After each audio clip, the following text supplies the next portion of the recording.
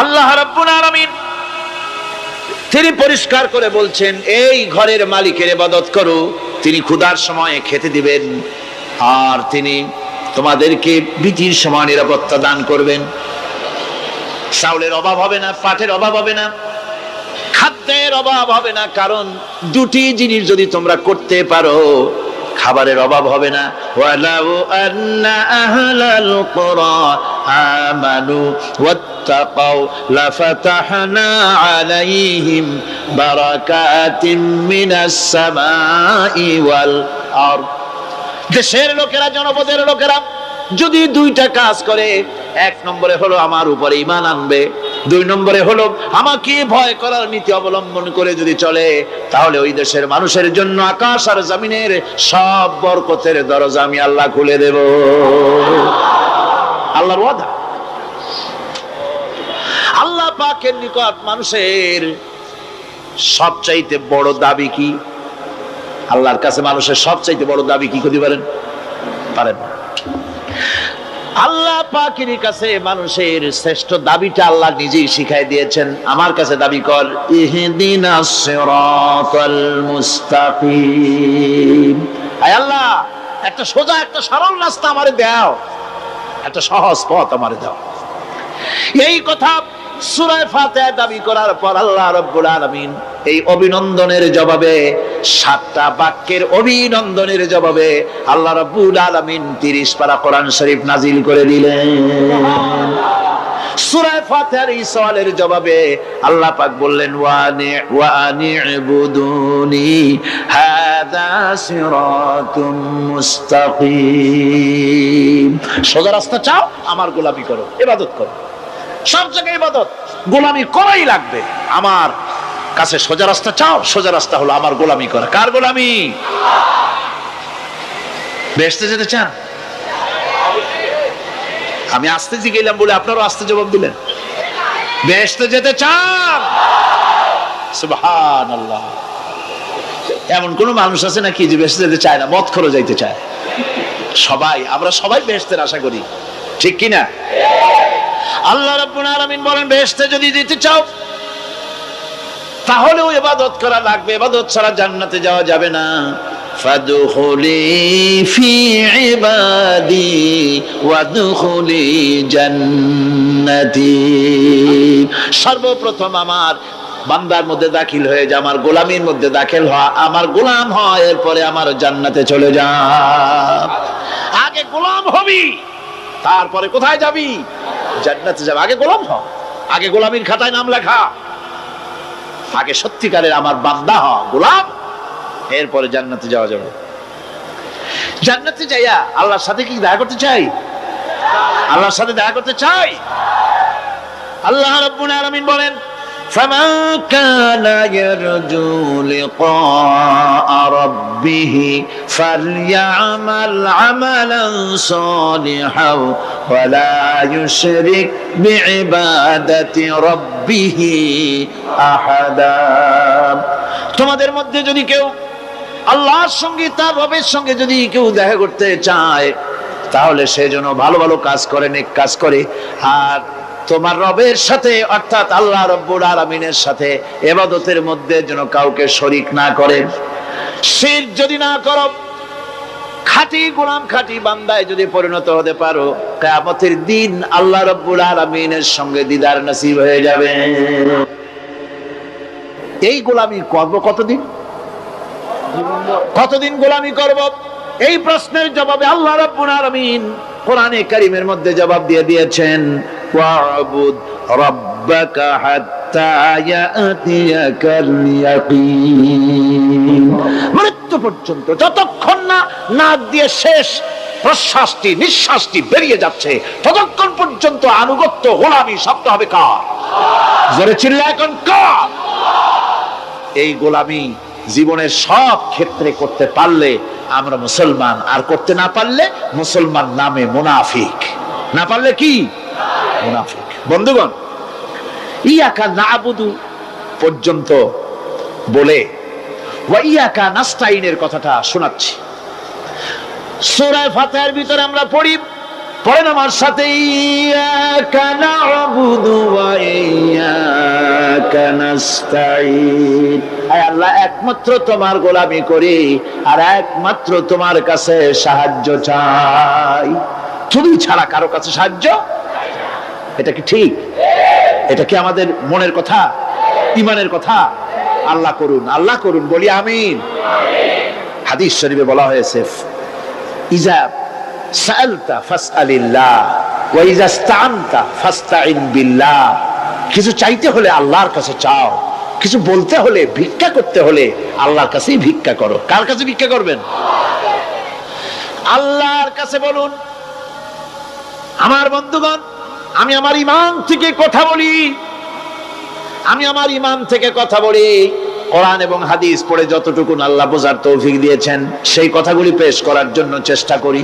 বন্ধুগণ, এদিক ওদিক কোনো দিকে না ঘুরে মসজিদে যান, মসজিদে গিয়ে নামাজ পড়েন আর আল্লাহর কাছে হাত পেতে আল্লাহরে বলেন। সেজদা গিয়া যখন রব্বুল আলামিনের দরবারে কিছু চাইবেন, হুজুরের কাছে জিজ্ঞেস করা হয়েছে, হুজুর, বান্দা কখন আল্লাহর নিকটবর্তী হয়ে যায়? আল্লাহর নবী বলেছেন, বান্দা যখন সেজদা দেয় তখন বান্দা একেবারে আল্লাহ পাকের কাছে চলে যায়। আল্লাহর কাছে চান, যা দরকার, ছেলে নাই, মেয়ে নাই, বউ নাই, অথবা চাকরি নাই, প্রমোশন চাই, ব্যবসায় উন্নতি চাই, যা দরকার কাকে বলবেন? মনটাকে পরিষ্কার করুন, আজকে মনটাকে সাফ করুন, সমস্ত দুর্বলতা থেকে মনকে উঠায় আনো, বিশ্বাস করুন, যা চাওয়া, যা বলা সবটা আল্লাহর কাছে। কার কাছে? আমি তার গোলাম। আমি কার গোলাম? আল্লাহ ছাড়া কারো কাছে আমার অভিযোগ তুলবো না, সবটা বলবো আল্লাহর কাছে। বলে দেখেন, বলে দেখেন আল্লাহ পাক কিভাবে আপনাকে সাহায্য করেন। সুবহানাল্লাহ। ভাইরা আমার, আল্লাহ রাব্বুল আলামিন রাসূল করিম সাল্লাল্লাহু আলাইহি ওয়াসাল্লামকে বলেছেন, ফাইদা ফারাগতা ফানসাব ওয়া ইলা রাব্বিকা ফারগাব। যখন তুমি খালি হাত হয়ে যাবে, দাঁড়িয়ে যাবে এবং তোমার রবের কাছে মিনতি জানাবে, কিছু যখন থাকবে না, তোমার রবের কাছে দাঁড়ায় যাও আর তার কাছে মিনতি জানাও, তোমাকে আল্লাহ ভরপুর করে দিবেন। ভান্ডের কোনো অভাব নাই। আমাদের ভান্ড হচ্ছে যত দেব তত কমবে, আর আল্লাহর ভান্ড যত দেয় তত সমান সমান থাকে, মোটেই কমে না, মোটেই কমে না। সুতরাং দয়াল বাবা, বাবাজান, কেবলাজান বাবা কি যে কবে আর কি করবে দিশা করতে পারে না। গান বাজনা, তারপরে গোসল শরীফ, কি জানি হাবিজাবি শরীফ, কোন শেষ বেদাত দিয়ে ভরে গেছে। এগুলি বিশ্বাস করবেন না, বিদআত খারাফা, এর সাথে মুসলমানের কোনো সম্পর্ক নাই। গান বাজনার সাথে মুসলমানের কোনো সম্পর্ক। হাতে কতগুলো ঢোল নিয়ে তারপরে মাজারের কাছে গিয়ে ঢোল বাজায়, কবরের কাছে, মাথায় কতগুলো চুল, দাঁতে ময়লা, মোষগুলা ঠোঁট দুইটা ঢাইকিয়া দাড়ির কাছে এসে পড়ছে। হায় হায় রে, এই রকমের মোষ আমি মাঝে মধ্যে চিন্তা করি যে দই খায় কেমনে এরা। গাঁজা মদ খাইয়া এগুলো মাজার মধ্যে গিয়ে পড়ে থাকে, আর কি জানি আছে ওইটারে ঘষে এগুলো, আর বলে মদিনা যাব কেমনে, মদিনা যাব কেমন। তুই মদিনা যাবি কেমনে? মদ খেয়ে গাঁজা খেয়ে তুই যাবি মদিনা? একটা কথা হইলো? তোর নাপাক কদম আল্লাহ পাকের আরদে মুকাদ্দাসে উঠতে পারে না। বদকার, জিনাকার, শারাবি, কাবাবি, আল্লাহ পাকের নাফরমান, কতগুলা শালু কাপড় গায়ে দিয়া মাথায় কতগুলা চুল রেখা, তারপরে গ্রামের নামে শরীফ। আশ্চর্য কথা, এই গ্রামের নাম শরীফ, ওই গ্রামের নামের মাথায় গিয়া শরীফ। শরীফ তো মক্কা শরীফ, মদিনা শরীফ, কোরআন শরীফ, হাদিস শরীফ, আর শরীফের দরকার নাই। শরীফের জাত মারছে গ্রামে গ্রামে শরীফ লাগাইয়া, কর্ণফুলী শরীফ, চন্দ্রকোনা শরীফ। আশ্চর্য কথা, শরীফ শব্দের একটা ইজ্জত থাকা উচিত, ঠিক কিনা কন? আপনাদেরকে সতর্ক হতে হবে। আনুগত্য এবং গোলামি সকল ব্যাপারে আল্লাহ পাকের করতে হবে, চাইতে হবে কার কাছে? আল্লাহর কাছে। আমার এই কথা আপনাদের মনে আছে কিনা জানি না। সম্রাট শাহজাহানের সময় এক ফকির, এক ভিক্ষুক ভিক্ষা করে বেড়াতো। 70-80 বছর বয়স হয়ে গিয়েছে। এক লোক বলছে, সারা জীবন তো তোমারে ছোটবেলা থেকে ভিক্ষা করতে দেখলাম। সে বলল, মানুষের দেয় তো 2 পয়সা 1 পয়সা, ভিক্ষা ছাড়া করবোটা কি? লোকটি বলল, তোমার একটা পরামর্শ দেই, একদিন সম্রাটের কাছে গিয়ে যে দেখো, একবারে যা দেবে খাইয়া কুলাইতে পারবে না। সম্রাট শাহজাহান কোথায় আছে এখন? দেখো গিয়ে মসজিদে আছে। লোকটি মসজিদের বাইরে গিয়ে দেখে সম্রাট একা হাত তুলে বসে আছে, চোখ থেকে পানি পড়তেছে দর দর করে, দাড়ি ভিজে জামায় পড়তেছে, বহুক্ষণ দাঁড়িয়ে আছে। এরপরে সম্রাট তার মুনাজাত শেষ করে বেরিয়ে আসছেন। ফকিরের সঙ্গে দেখা। ফকির বলল, আসসালামু আলাইকুম। তিনি বললেন, ওয়ালাইকুম আসসালাম ওয়া রাহমাতুল্লাহ। ফকির রওনা করেছে। বাদশা বলছে, তুমি তো একজন ভিক্ষুক মানুষ বলি মনে হয়, আমার কাছে তো কেউ কিছু না চাইয়া যায় না, তুমি যে কিছু না চেয়েই চলে যাচ্ছ। ভিক্ষুক বলছে, জাহাপানা, সত্যি কিছু চাইতে এসেছিলাম আপনার কাছে, কিন্তু আপনার অবস্থা দেখে আমার জ্ঞানের চোখ খুলে গেছে। আমি দেখতে পেলাম, আমি যে সম্রাটের কাছে ভিক্ষা চাইতে আসলাম, আমি তো শুধু তাকায় আছি, আমি তো কান্দি না, বরং আমি যার কাছে চাইতে এসেছি তিনি আমার চাইতে আরো নগণ্য ভিক্ষুকের মতো হয়ে কার কাছে যেন হাত পেতে চোখের পানি ফেলে কান্দে। মনে মনে ভাবলাম, সম্রাট কান্দে যে সম্রাটের কাছে, ওই আল্লাহ ছাড়া জীবনে কারো কাছে কিছু চাইব না। আল্লাহর কাছে চাওয়ার অভ্যাস করুন, তিনি দিতে পারেন, সবকিছু তার আছে। এই বিশ্বাস মনের ভিতরে জমাতে হবে, তাহলেই সত্যিকারের মুসলমান আমরা হব।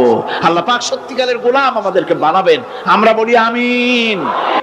তাওহীদ বোঝা যাবে না শিরক না জানলে, শিরক বোঝা যাবে না তাওহীদ না জানলে, দিন বোঝা যায় না রাত না বুঝলে, রাত বোঝা যায় না দিন না হলে, টক বোঝা যায় না মিষ্টি না হলে, মিষ্টি বোঝা যায় না টক বা তিতা না হলে। কথা বুঝতে পেরেছেন? একটার বিপরীত আর একটা, এটাকে বুঝতে হবে। সুতরাং শিরক এটা হচ্ছে আন্দাজ আর অনুমানের উপর। শিরকের ভিত্তি আন্দাজ আর অনুমান। শিরকের ভিত্তি কি? এই কথাগুলি আমার না, আমি কার কথা শোনাতেছি? আমি কি কিসসা কাহিনী শোনাচ্ছি? গাঁজাখুরি গল্প? আল্লাহর কথা। আমার আল্লাহ পাক বলছেন, আলা ইন্না লিল্লাহি মান ফিস সামাওয়াতি ওয়া মান ফিল আরদ। জেনে রাখো, আসমানের বাসিন্দা হোক আর জমিনের বাসিন্দা হোক, সব হতেছে আল্লাহর মালিকানাধীন। কার মালিকানাধীন? وما يتبع الذين يدعون من دون الله شركاء। যারা আল্লাহকে ছাড়া মন গড়া শরীকদারকে ডাকে, আল্লাহরে বাদ দিয়া অন্য শরীকদের যারা ডাকে, তারা এটা ডাকে কিভাবে? ইয়াত্তাবিউনা ইল্লা যন্না ওয়া ইনহুম ইল্লা ইয়াখরুসুন। তারা নিছক আন্দাজ এবং অনুমানের অনুসারী, আর শুধু কল্পনাই করে। সব কল্পনা, কোনো দলিল নাই। মাজারে গিয়া কিছু চাওয়া, এর কি কোনো দলিল আছে? রাসূলুল্লাহ এরকম করেছেন, সাহাবায়ে কেরাম এরকম করেছেন? আগরবাতি দেওয়া, মোমবাতি দেওয়া, চাদর দেওয়া, এগুলো রাসূলুল্লাহ করেছেন না সাহাবায়ে কেরাম করেছেন? এগুলি সব আন্দাজ এবং অনুমানের উপরে করা। শিরক হচ্ছে অন্ধ অনুকরণের পরিণতি। ওই দেখছি মা বাপ করেছে, মুরব্বীরা করেছে, তাই করে। আল্লাহ পাক বলছেন, যদি তাদের জিজ্ঞেস করে সব কাজ করো কেন তারা? রব্বুল আলামিন বলেন, হাউলাই মা ইয়াবুদুনা ইল্লা কামা ইয়াবুদু আবাউহুম মিন ক্বাবল। হে নবী, এরা সেই মিথ্যা খোদাদের ইবাদত করে। কেন করে? প্রশ্ন করা হলে তারা এই জন্যই করে যে তাদের বাপ দাদারে করতে দেখেছে, তাই বাপ দাদাদের অনুসরণ তারা করে, অনুকরণ করে, আন্দাজের উপরে, অনুমানের উপরে। তাদের কাছে কোনো দলিল নাই। এই শিরক থেকে ফিরে থাকার জন্য সূরা লোকমানের মধ্যে দেখুন, হযরতে লোকমান তিনি তার সন্তানকে ডেকে বলছেন, ইয়া বুনাইয়া إذ قال لقمان لابنه وهو يعظه يا بني لا تشرك بالله إن الشرك لظلم عظيم। يا بني, হে আমার নান্না মুন্না লাডলা, হে আমার কলিজার টুকরা সন্তান, ইয়া বুনাইয়া লা তুশরিক বিল্লাহ, খবরদার আল্লাহর সাথে শরীক স্থাপন করো না। ইন্না শিরকা লাযুলমুন আযীম। শিরক হচ্ছে মস্ত বড় অপরাধ। যারা শিরক করে তারা অপমানিত্বের শেষ পর্যায়ে চলে যায়। তারা অপমানিত হয়। কিরকম? ওয়ামাই ইউশরিক বিল্লাহি ফাকান্নামা খাররা মিনাস সামাই ফাতাখতাফুহু আত-তায়রু আও তাহবি বিহির রিহু ফি মাকানিন সাহিক। আল্লাহর সাথে যারা শিরক করে সে যেন আকাশ থেকে পড়ে গেল। কার কথা এটা?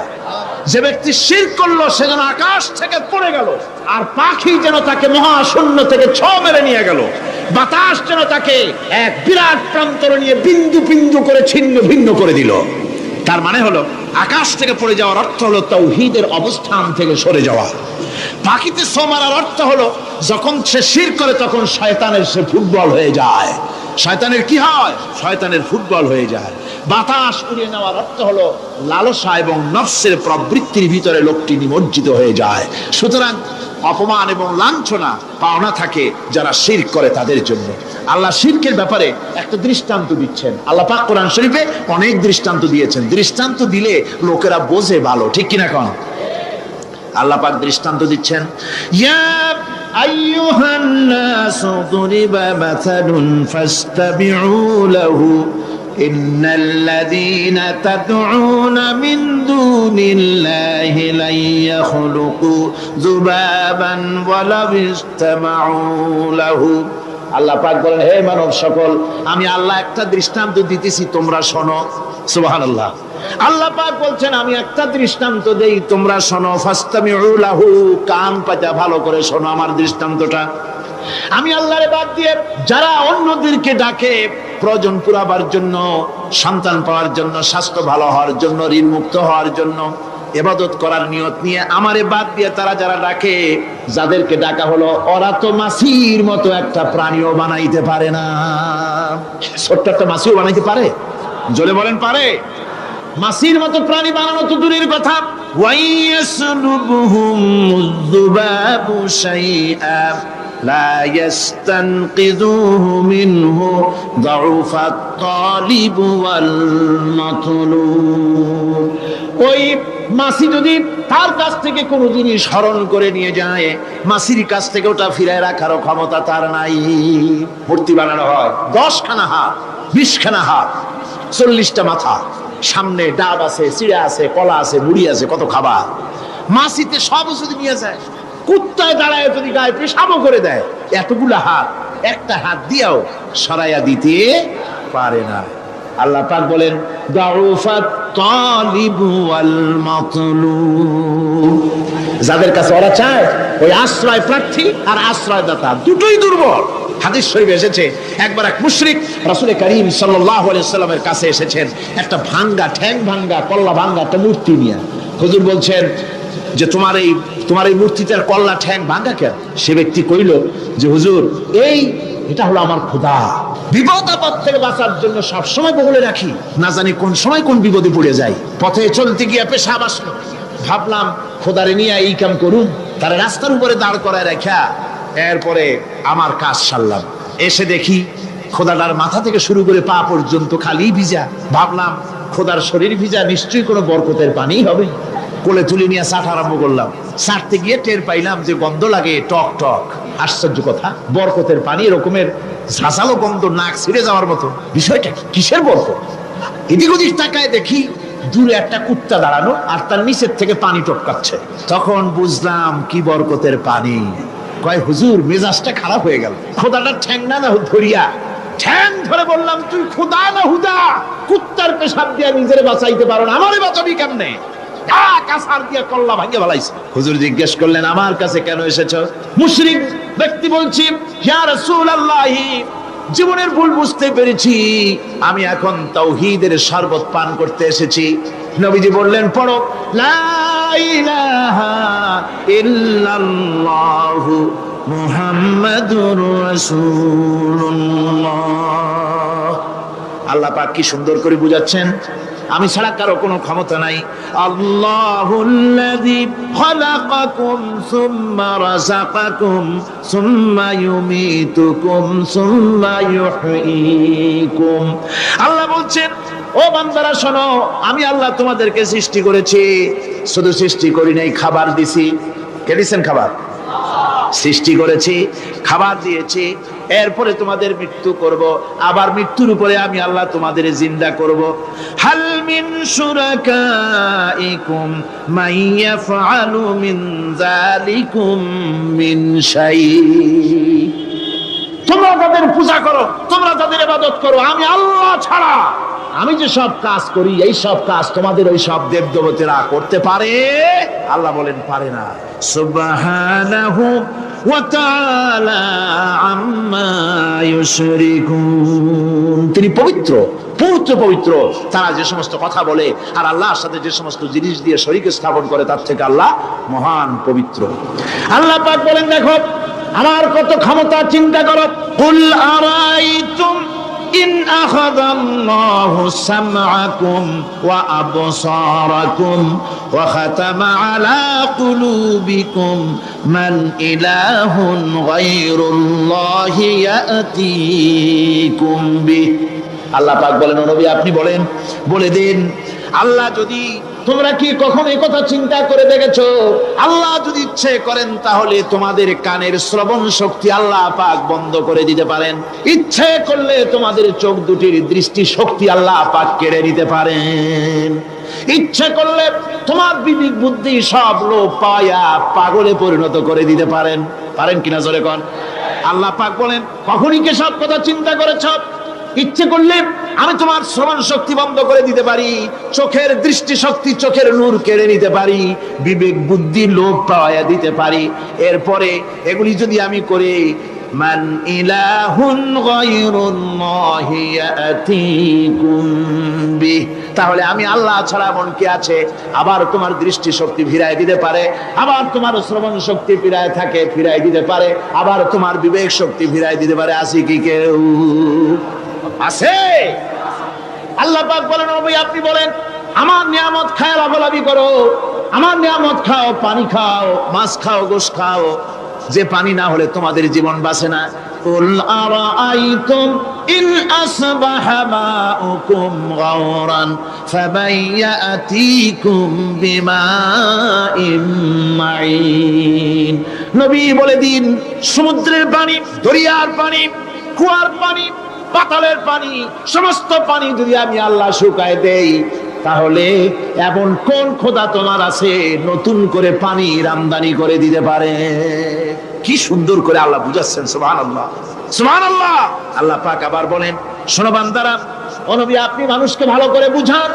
কুল আরাইতুম ইন জাআলাল্লাহু আলাইকুমুল লাইলা সারমাদান ইলা ইয়াউমিল কিয়ামাহ।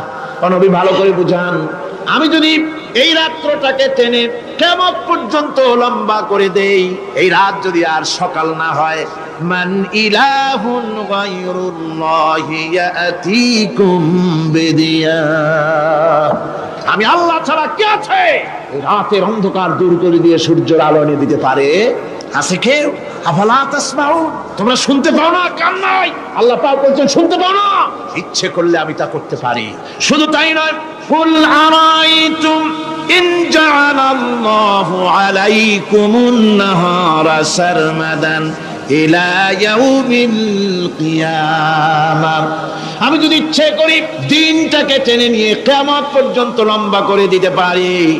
মান ইলাহুন গায়রুল্লাহি ইয়াতিকুম বিলাইলিন তাসকুনুনা ফীহি আফালা তুবসিরুন, তাহলে আমি আল্লাহ ছাড়া কোন শক্তি এমন আছে যে দিনের এই আলোর ঝলকানি দূর করে দিয়ে রাতের পর্দা এনে তোমার জন্য শান্তির ঘুম এনে দিতে পারে, শান্তিপূর্ণ পরিবেশ সৃষ্টি করে দিতে পারে? কে আছে আমি আল্লাহ ছাড়া?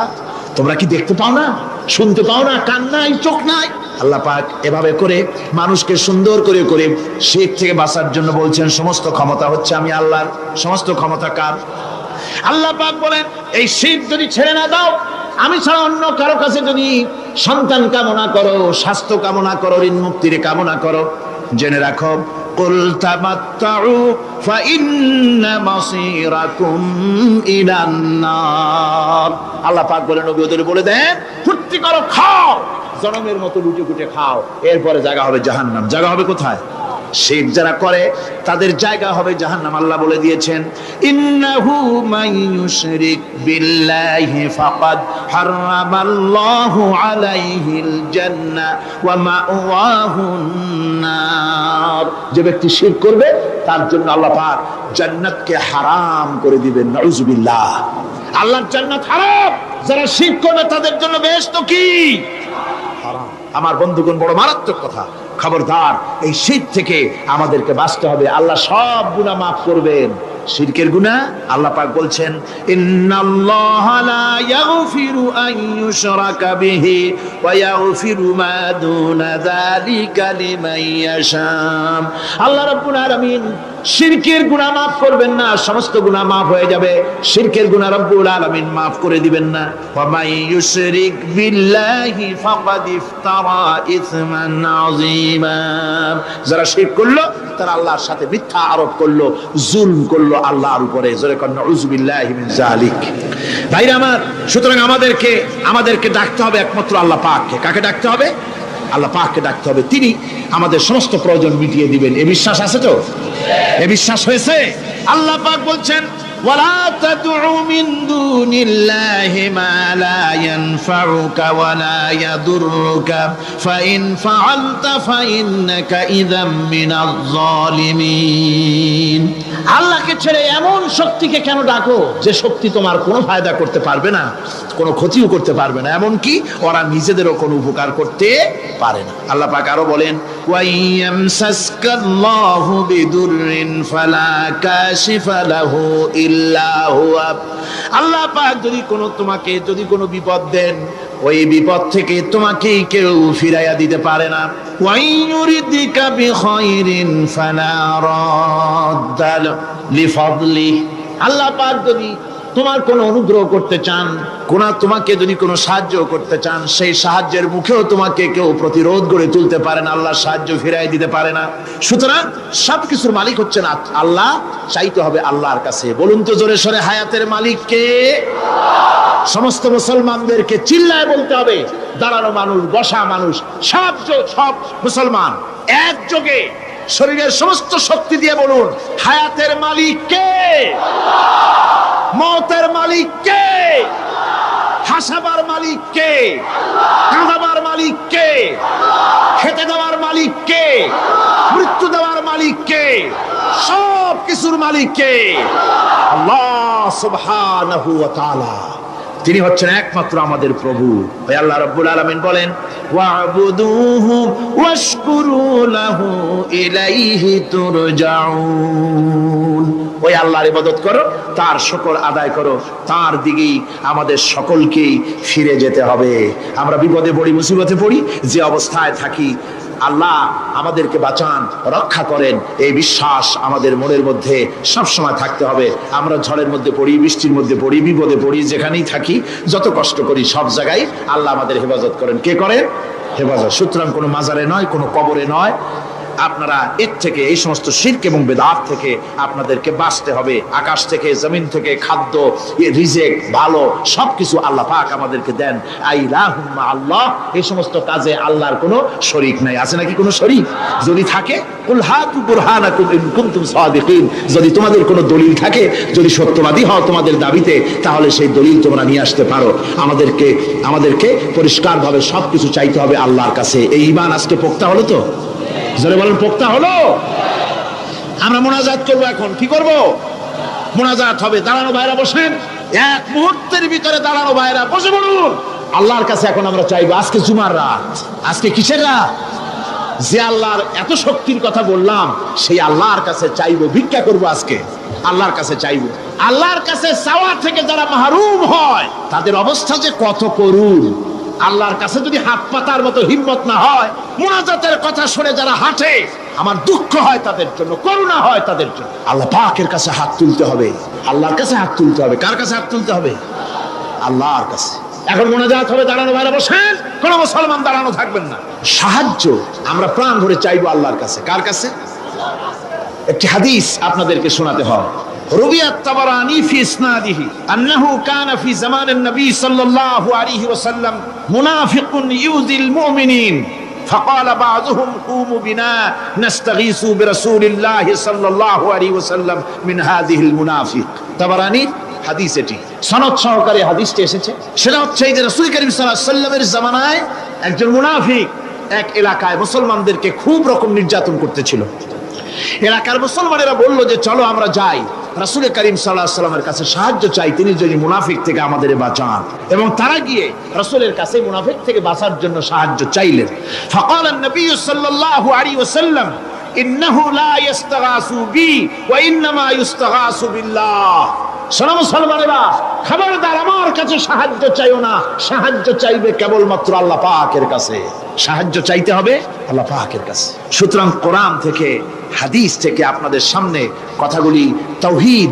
এবং শিরকের ব্যাপারে কথাগুলি স্পষ্ট করে বলে দেওয়া হলো আন জাবির বিন আব্দুল্লাহ রাদিয়াল্লাহু তাআলা আনহুমা قال سمعت رسول الله صلى الله عليه وسلم يقول من لقي الله لا يشرك به دخل الجنه হযরত জাবির রাদিয়াল্লাহু তাআলা আনহু বলছেন আমি শুনেছি রাসূলুল্লাহ বলেছেন মুসলিম শরীফের হাদিস আমি শুনেছি আমার কানে রাসূলুল্লাহ বলেছেন যে ব্যক্তি আল্লাহর দরবারে এই অবস্থায় উপস্থিত হবে যে সে কোনো শিরক করে নাই আল্লাহ তাকে বেহেশত দিয়ে দিবেন ওয়ামান লাকিয়াহু ইউশরিকু বিহি শাইআন দাখালান নার আর যে ব্যক্তি আল্লাহর দরবারে উপস্থিত হবে এমন অবস্থায় যে শিরক করেছিল আল্লাহ পাক তাকে জাহান্নাম দিয়ে দিবেন নাউজুবিল্লাহ পড়েন নাউজুবিল্লাহ পড়েন আমার বন্ধুগণ আরেকটি হাদিস عن جندب رضي الله تعالى عنه قال سمعت رسول الله صلى الله عليه وسلم قبل ان يموت بخمس রাসূল করিম সাল্লাল্লাহু আলাইহি ওয়াসাল্লামের মৃত্যুর ইন্তেকালের 5 দিন পূর্বে এই হাদিসটি তিনি বলেছেন হুজুরের ইন্তেকালের 5 দিন পূর্বে মুসলিম শরীফের হাদিস হাদিসটি হচ্ছে হুজুর বলছেন আলা ওয়া ইন্না মান কানা ক্বাবলাকুম কানু ইয়াত্তাখিযুনা কুবুর আমবিয়াইহিম ওয়া সালিহিহিম মাসাজিদান ফালা ইয়াত্তাখিযুল কুবুর মাসাজিদান ইন্নী নাহাকুম আন যালিক রাওয়াহু মুসলিম ইন্তেকালের 5 দিন আগে হুজুর বললেন সাবধান ও আমার উম্মতেরা তোমাদের আগে যারা এসেছিল এই পৃথিবীতে তারা তাদের নবীদের কবরগুলিকে সেজদার জায়গা বানিয়েছিল তারা তাদের নেককার বান্দাদের কবরগুলিকে তারা মসজিদ বানিয়েছিল সেখানে তারা সেজদা করত খবরদার কোন কবরস্থানকে তোমরা সেজদার জায়গা বানিও না ইন্নী আনহাকুম আন যালিক আমি কঠোরভাবে তোমাদেরকে নিষেধ করছি খবরদার কবরগুলিকে সেজদার জায়গা বানিও না রাসূলুল্লাহ আরো বলেছেন কবর জিয়ারত করতে যে সমস্ত মহিলারা যায় আমাদের দেশে পুরুষও যায় মেয়ে লোকও যায় وعن ابن عباس رضي الله تعالى عنهما لعن رسول الله صلى الله عليه وسلم زائرة القبور والمتخذين عليها المساجد والسروج রাসূল করিম সাল্লাল্লাহু আলাইহি ওয়াসাল্লাম বলেছেন ইবনে আব্বাস রাদিয়াল্লাহু তাআলা আনহুমা থেকে এই হাদিস বর্ণিত তিনি বলেছেন হুজুর বলেছেন যে খবরদার যে সমস্ত মহিলারা কবর জিয়ারতে যায় কবরের স্থানে যারা যায় তাদের উপরে আল্লাহ রাসূল লানত করেছেন আল্লাহ রাসূল তাদের উপরে অভিসম্পাত দিয়েছেন যে সমস্ত মহিলা কবরের স্থানে যায় আর কবরে বাতি জ্বালায় কবরে বাতি জ্বালায় বাতি যারা কবরে জ্বালায় চিরাগ জ্বালায় আল্লাহ রাসূল তাদের উপরে লানত করেছেন সুতরাং কবরে আগরবাতি দেওয়া মোমবাতি দেওয়া চাদর দেওয়া এগুলি মুসলমানদের কাজ নয় এগুলি মুসলমানদের কাজ আপনারা খবরদার এগুলি করবেন না সাহায্য করবেন টাকা দিবেন পয়সা দিবেন সব গরিবদের দেবেন এতিমদের দেবেন মাদ্রাসা দিবেন লিল্লা বডিকে দিবেন মসজিদে দিবেন গরিব মানুষকে দিবেন এতিমদেরকে দিবেন বিধবাদেরকে দিবেন মুসলমানকে দিবেন রাজি আছেন মাজারে আগর না চাদরবাতি না মোমবাতি না কিচ্ছু না কোন মাজারে গেলেন বাস আসসালামু আলাইকুম ইয়া আহলাল কুবুর সূরা ফাতিহা পড়লেন সূরা ইখলাস পড়লেন দরুদ শরীফ পড়লেন দোয়া করে দিলেন আল্লাহ কবরে যিনি শুয়ে আছেন তারা বলল ভাই সব পৌঁছে দাও শেষ কিচ্ছু চাওয়ার নাই চাইতে হবে আল্লাহর কাছে কার কাছে মুসলমান রাজি আছেন কারা কারা রাজি দেখা কারা কারা রাজি আলহামদুলিল্লাহ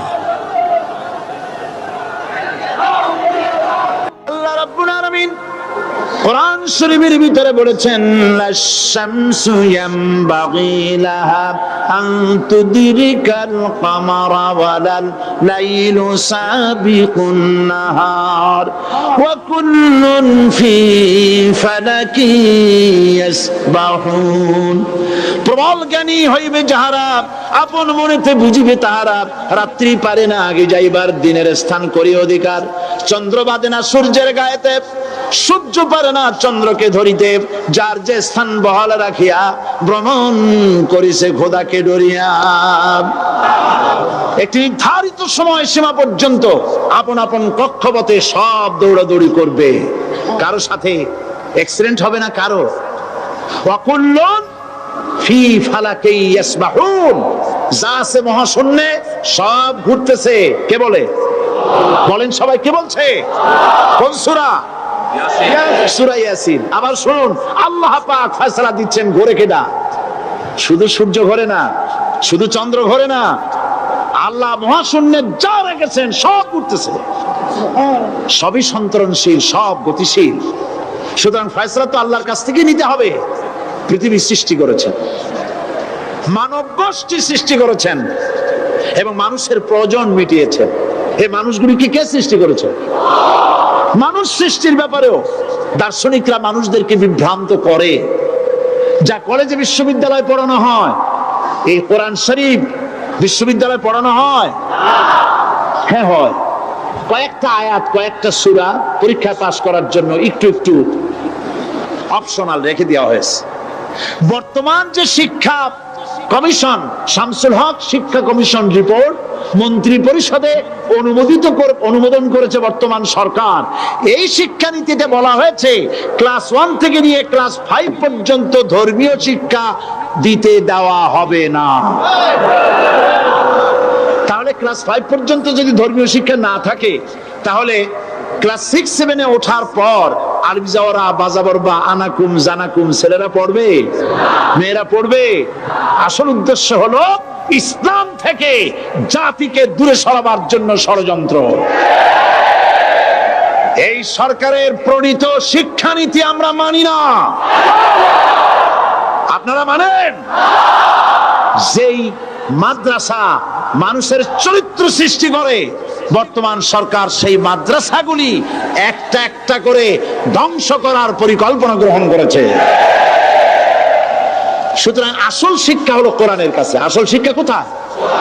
কোরআনের কাছে। কোরআন যদি শিখানো হতো, কোরআন যদি শিখানো হতো কলেজে, বিশ্ববিদ্যালয়, তাহলে গতকাল চট্টগ্রাম বিশ্ববিদ্যালয় থেকে যেসব ছেলেরা বিশ্ববিদ্যালয় কর্তৃপক্ষ কর্তৃক বরাদ্দকৃত, হাইজ্যাক করা নয়, বরাদ্দকৃত 4খানা বাস দিয়ে কোরআন শুনতে আসতে চেয়েছিল, বর্তমান সরকারের তথাকথিত সোনার ছেলেরা আসতে দিল না। কোরআন যদি তারা পড়তো, তাহলে কোরআন শরীফ শুনতে তারাও আসতো। কপাল পড়া। জোরে বলেন কি? আরো জোরে বলেন কি? কপাল পড়া। সব ভালো লাগে, কোরআন ভালো লাগে না। এদেরকে শিখানো হয়েছে, আরে তোমরা তো মানুষ না। বলে আমরা কি? তো তোমাদের ডারউইন বাবাজি বলে নাই, শোনো নাই? কি পড়ো টড়ো তোমরা, বুদ্ধি শুদ্ধি রাখো না। ডারউইন বলেছে, থিওরি অফ ইভলিউশনের মধ্যে বলেছেন মানুষ মানুষ না। বলে কি? মানুষ হলো বান্দর। কপাল পোড়া। কি কপালে লেখা থাকে? কাজে কামে প্রকাশ হয়ে যায়। ডারউইন বলল মানুষ মানুষ না।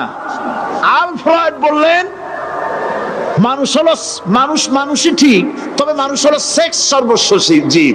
সেক্স সমস্যার সমাধান করলে মানুষের সব সমস্যার সমাধান হয়ে যাবে।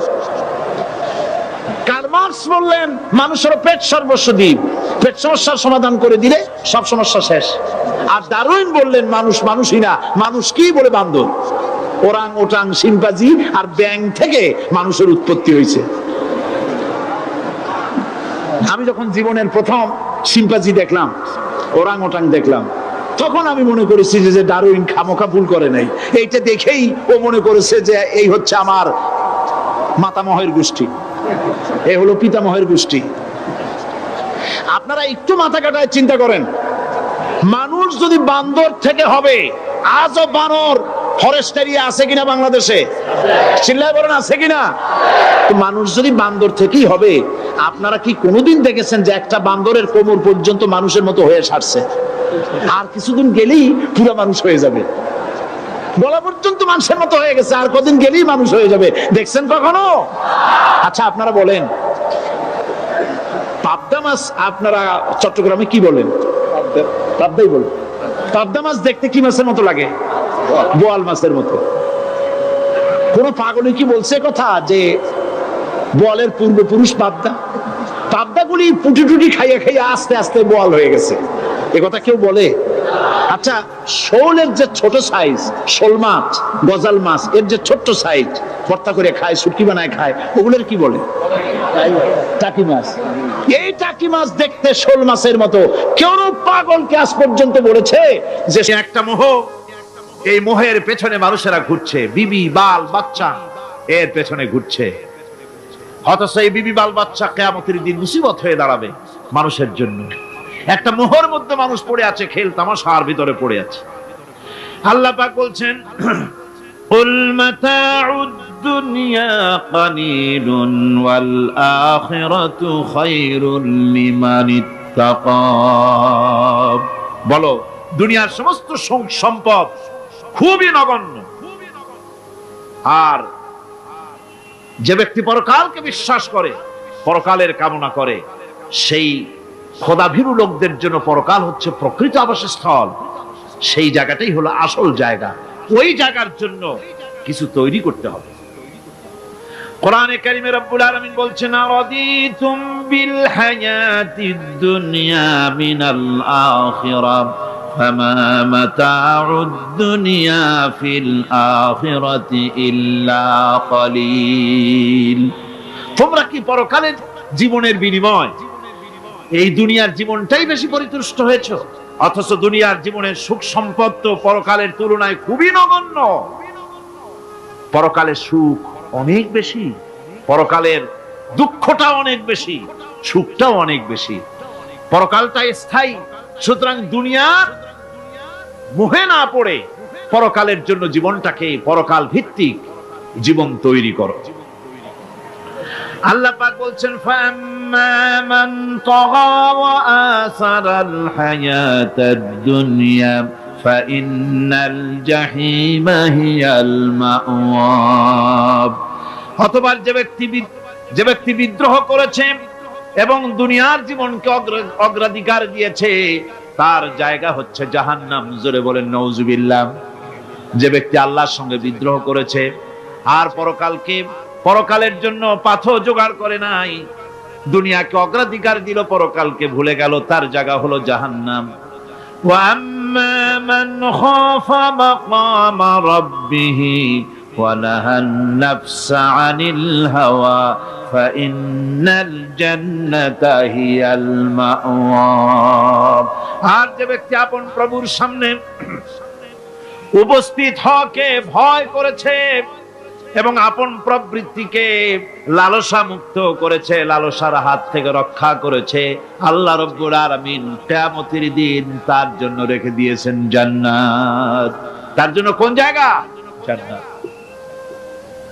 আমাদেরকে পরকাল ভিত্তিক জীবন যাপন যদি করি, তাহলে কবরের জবাবগুলি খুব আসান হবে।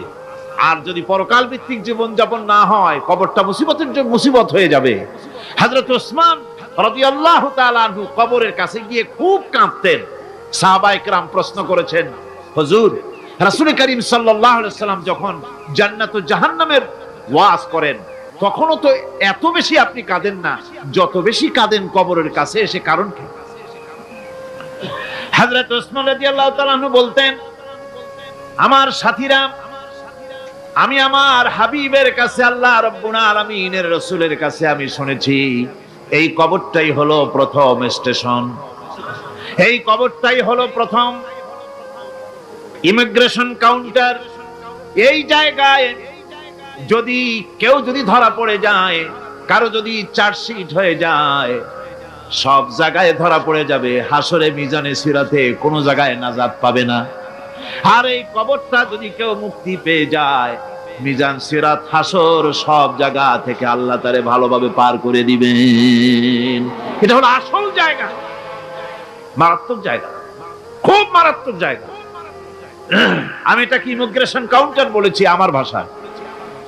ইমিগ্রেশন কাউন্টার যারা বিদেশ ভ্রমণ করেছেন তারা জানেন। লন্ডন যাবেন, আমেরিকা যাবেন, সৌদি আরব যাবেন, যে কোনো বিদেশে যাবেন, গেলেই পাসপোর্ট তারা দেখবে। পাসপোর্টে আপনার ন্যাশনালিটি কোনটা সেটাই তারা জানতে চাইবে। আপনি কোন দল করেন এটা তারা জানতে চাইবে না। আপনি কোন ভাষায় কথা বলেন তাও তাদের জানার দরকার নেই। প্রথমেই তারা আপনার ন্যাশনালিটি দেখবে, আপনার আইডেন্টিটি কি তারা জানতে চাইবে। তারপরে যদি স্যাটিসফ্যাক্টরি হয়, আপনাকে ভিসা দিয়ে ভেতরে ঢুকবার ব্যবস্থা করে দেবে। আর যদি তারা স্যাটিসফাইড না হয় তাহলে আপনাকে মেহমানখানায় ঢুকানো হবে গ্রেফতার করে। কবর হচ্ছে এ ধরনের একটি ইমিগ্রেশন কাউন্টার। কবরের ভিতরে মানুষ যখনই রাখা হবে সঙ্গে সঙ্গে দুজন ফেরেশতা আসবে। কবরের কাছে যারা এসেছিল দাফন হয়ে যাওয়ার পর এই লোকগুলি 40 কদম যেতে যতক্ষণ লাগে এর মধ্যেই দুজন ফেরেশতা এসে যাবে। এসে জিজ্ঞেস করবে, মান রব্বুকা, তুমি কোন দল করতে? ওটা তাদের জানার দরকার নেই। চাকরি কিসে করতেন ওটা জানার দরকার নেই। ব্যবসা করতেন না চাকরি করতেন প্রয়োজন নেই। প্রথমেই জিজ্ঞাসা করা হবে ন্যাশনালিটি, প্রথমেই জিজ্ঞাসা করা হবে তার ন্যাশনালিটি সম্পর্কে, তার আইডেন্টিটিটা কি, এবং সেটাকে সত্যায়িত করার জন্য বোঝার জন্য 3টি প্রশ্ন। প্রথম প্রশ্ন, মান রব্বুকা ওয়া মা দীনুকা ওয়া মান নাবিয়ুকা, তোমার রব কে, তোমার দ্বীন কি, তোমার নবী কে। যদি এই ব্যক্তি বেঈমান হয়, মুনাফিক হয়, সে বলবে হায় হাতা লা আদরি, হায় হাতা লা আদরি, জানি না আমার রবকে, আমি জানি না। তোমার দিন কি, দিন কারে কয় বুঝি না। এরপরে আল্লাহর নবী জনাবে মুহাম্মদ রাসূলুল্লাহ সাল্লাল্লাহু আলাইহি ওয়াসাল্লাম কে দেখানো হবে, বলা হবে মা কুনতা তাকুলু ফি হাদার রাজুল, এই ব্যক্তি সম্পর্কে তোমার ধারণা কি নিকে, বলবে আমি চিনি না। নাউযুবিল্লাহ। বাস, এরপরে তার যা হবার তাই শুরু হয়ে যাবে। আর যদি বান্দাটা মুমিন হয়, প্রশ্ন করা হবে মান রব্বুকা, জবাব দেবে রব্বি আল্লাহ, আমার রব আল্লাহ রাব্বুল আলামিন। ওয়া মা দীনুকা, দীনুনা ইসলাম, আমার দিন হচ্ছে ইসলাম। এরপরে আল্লাহর নবীকে দেখানো হবে। কয়েক রকমের বর্ণনা আছে, কোন বর্ণনায় আছে হুজুরের আকারে দেখানো হবে অথবা রাসূলকে সরাসরি দেখানো হবে। বলা হবে মা কুনতা তাকুলু ফি হাদার রাজুল, এই লোকটি সম্পর্কে ধারণা কি। মুমিন ব্যক্তি বলবে হাদা নবিয়ুনা মুহাম্মাদুর রাসূলুল্লাহ সাল্লাল্লাহু আলাইহি ওয়াসাল্লাম, ইনি আমার তো সেই নবী মুহাম্মাদুর রাসূলুল্লাহ সাল্লাল্লাহু আলাইহি ওয়াসাল্লাম। আমরা যেন এই রকমের জবাব দিতে পারি, আল্লাহ কবুল করো। সকলে জোরে কোন আমিন। জবাব হয়ে যাওয়ার পর গায়ব থেকে আওয়াজ আসবে, ফাফরিশু বিল জান্নাতি ওয়ালবিসু বিল জান্নাহ, ও আমার ফেরেশতারা আমার এই বান্দাকে জান্নাতের পোশাক পরায়া দাও আর কবরটাকে জান্নাতের বিছানা বিছায়া দাও। জান্নাতের পোশাক পরায়া দাও, জান্নাতের বিছানা বিছায়া দাও।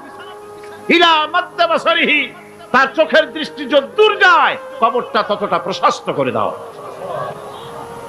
এরপর বেহেশতের পোশাক পরাইয়া বেহেশতের বিছানা বিছায়া ফেরেশতা বলবে নম কানাউমুল উরুস, ঘুমিয়ে যাও।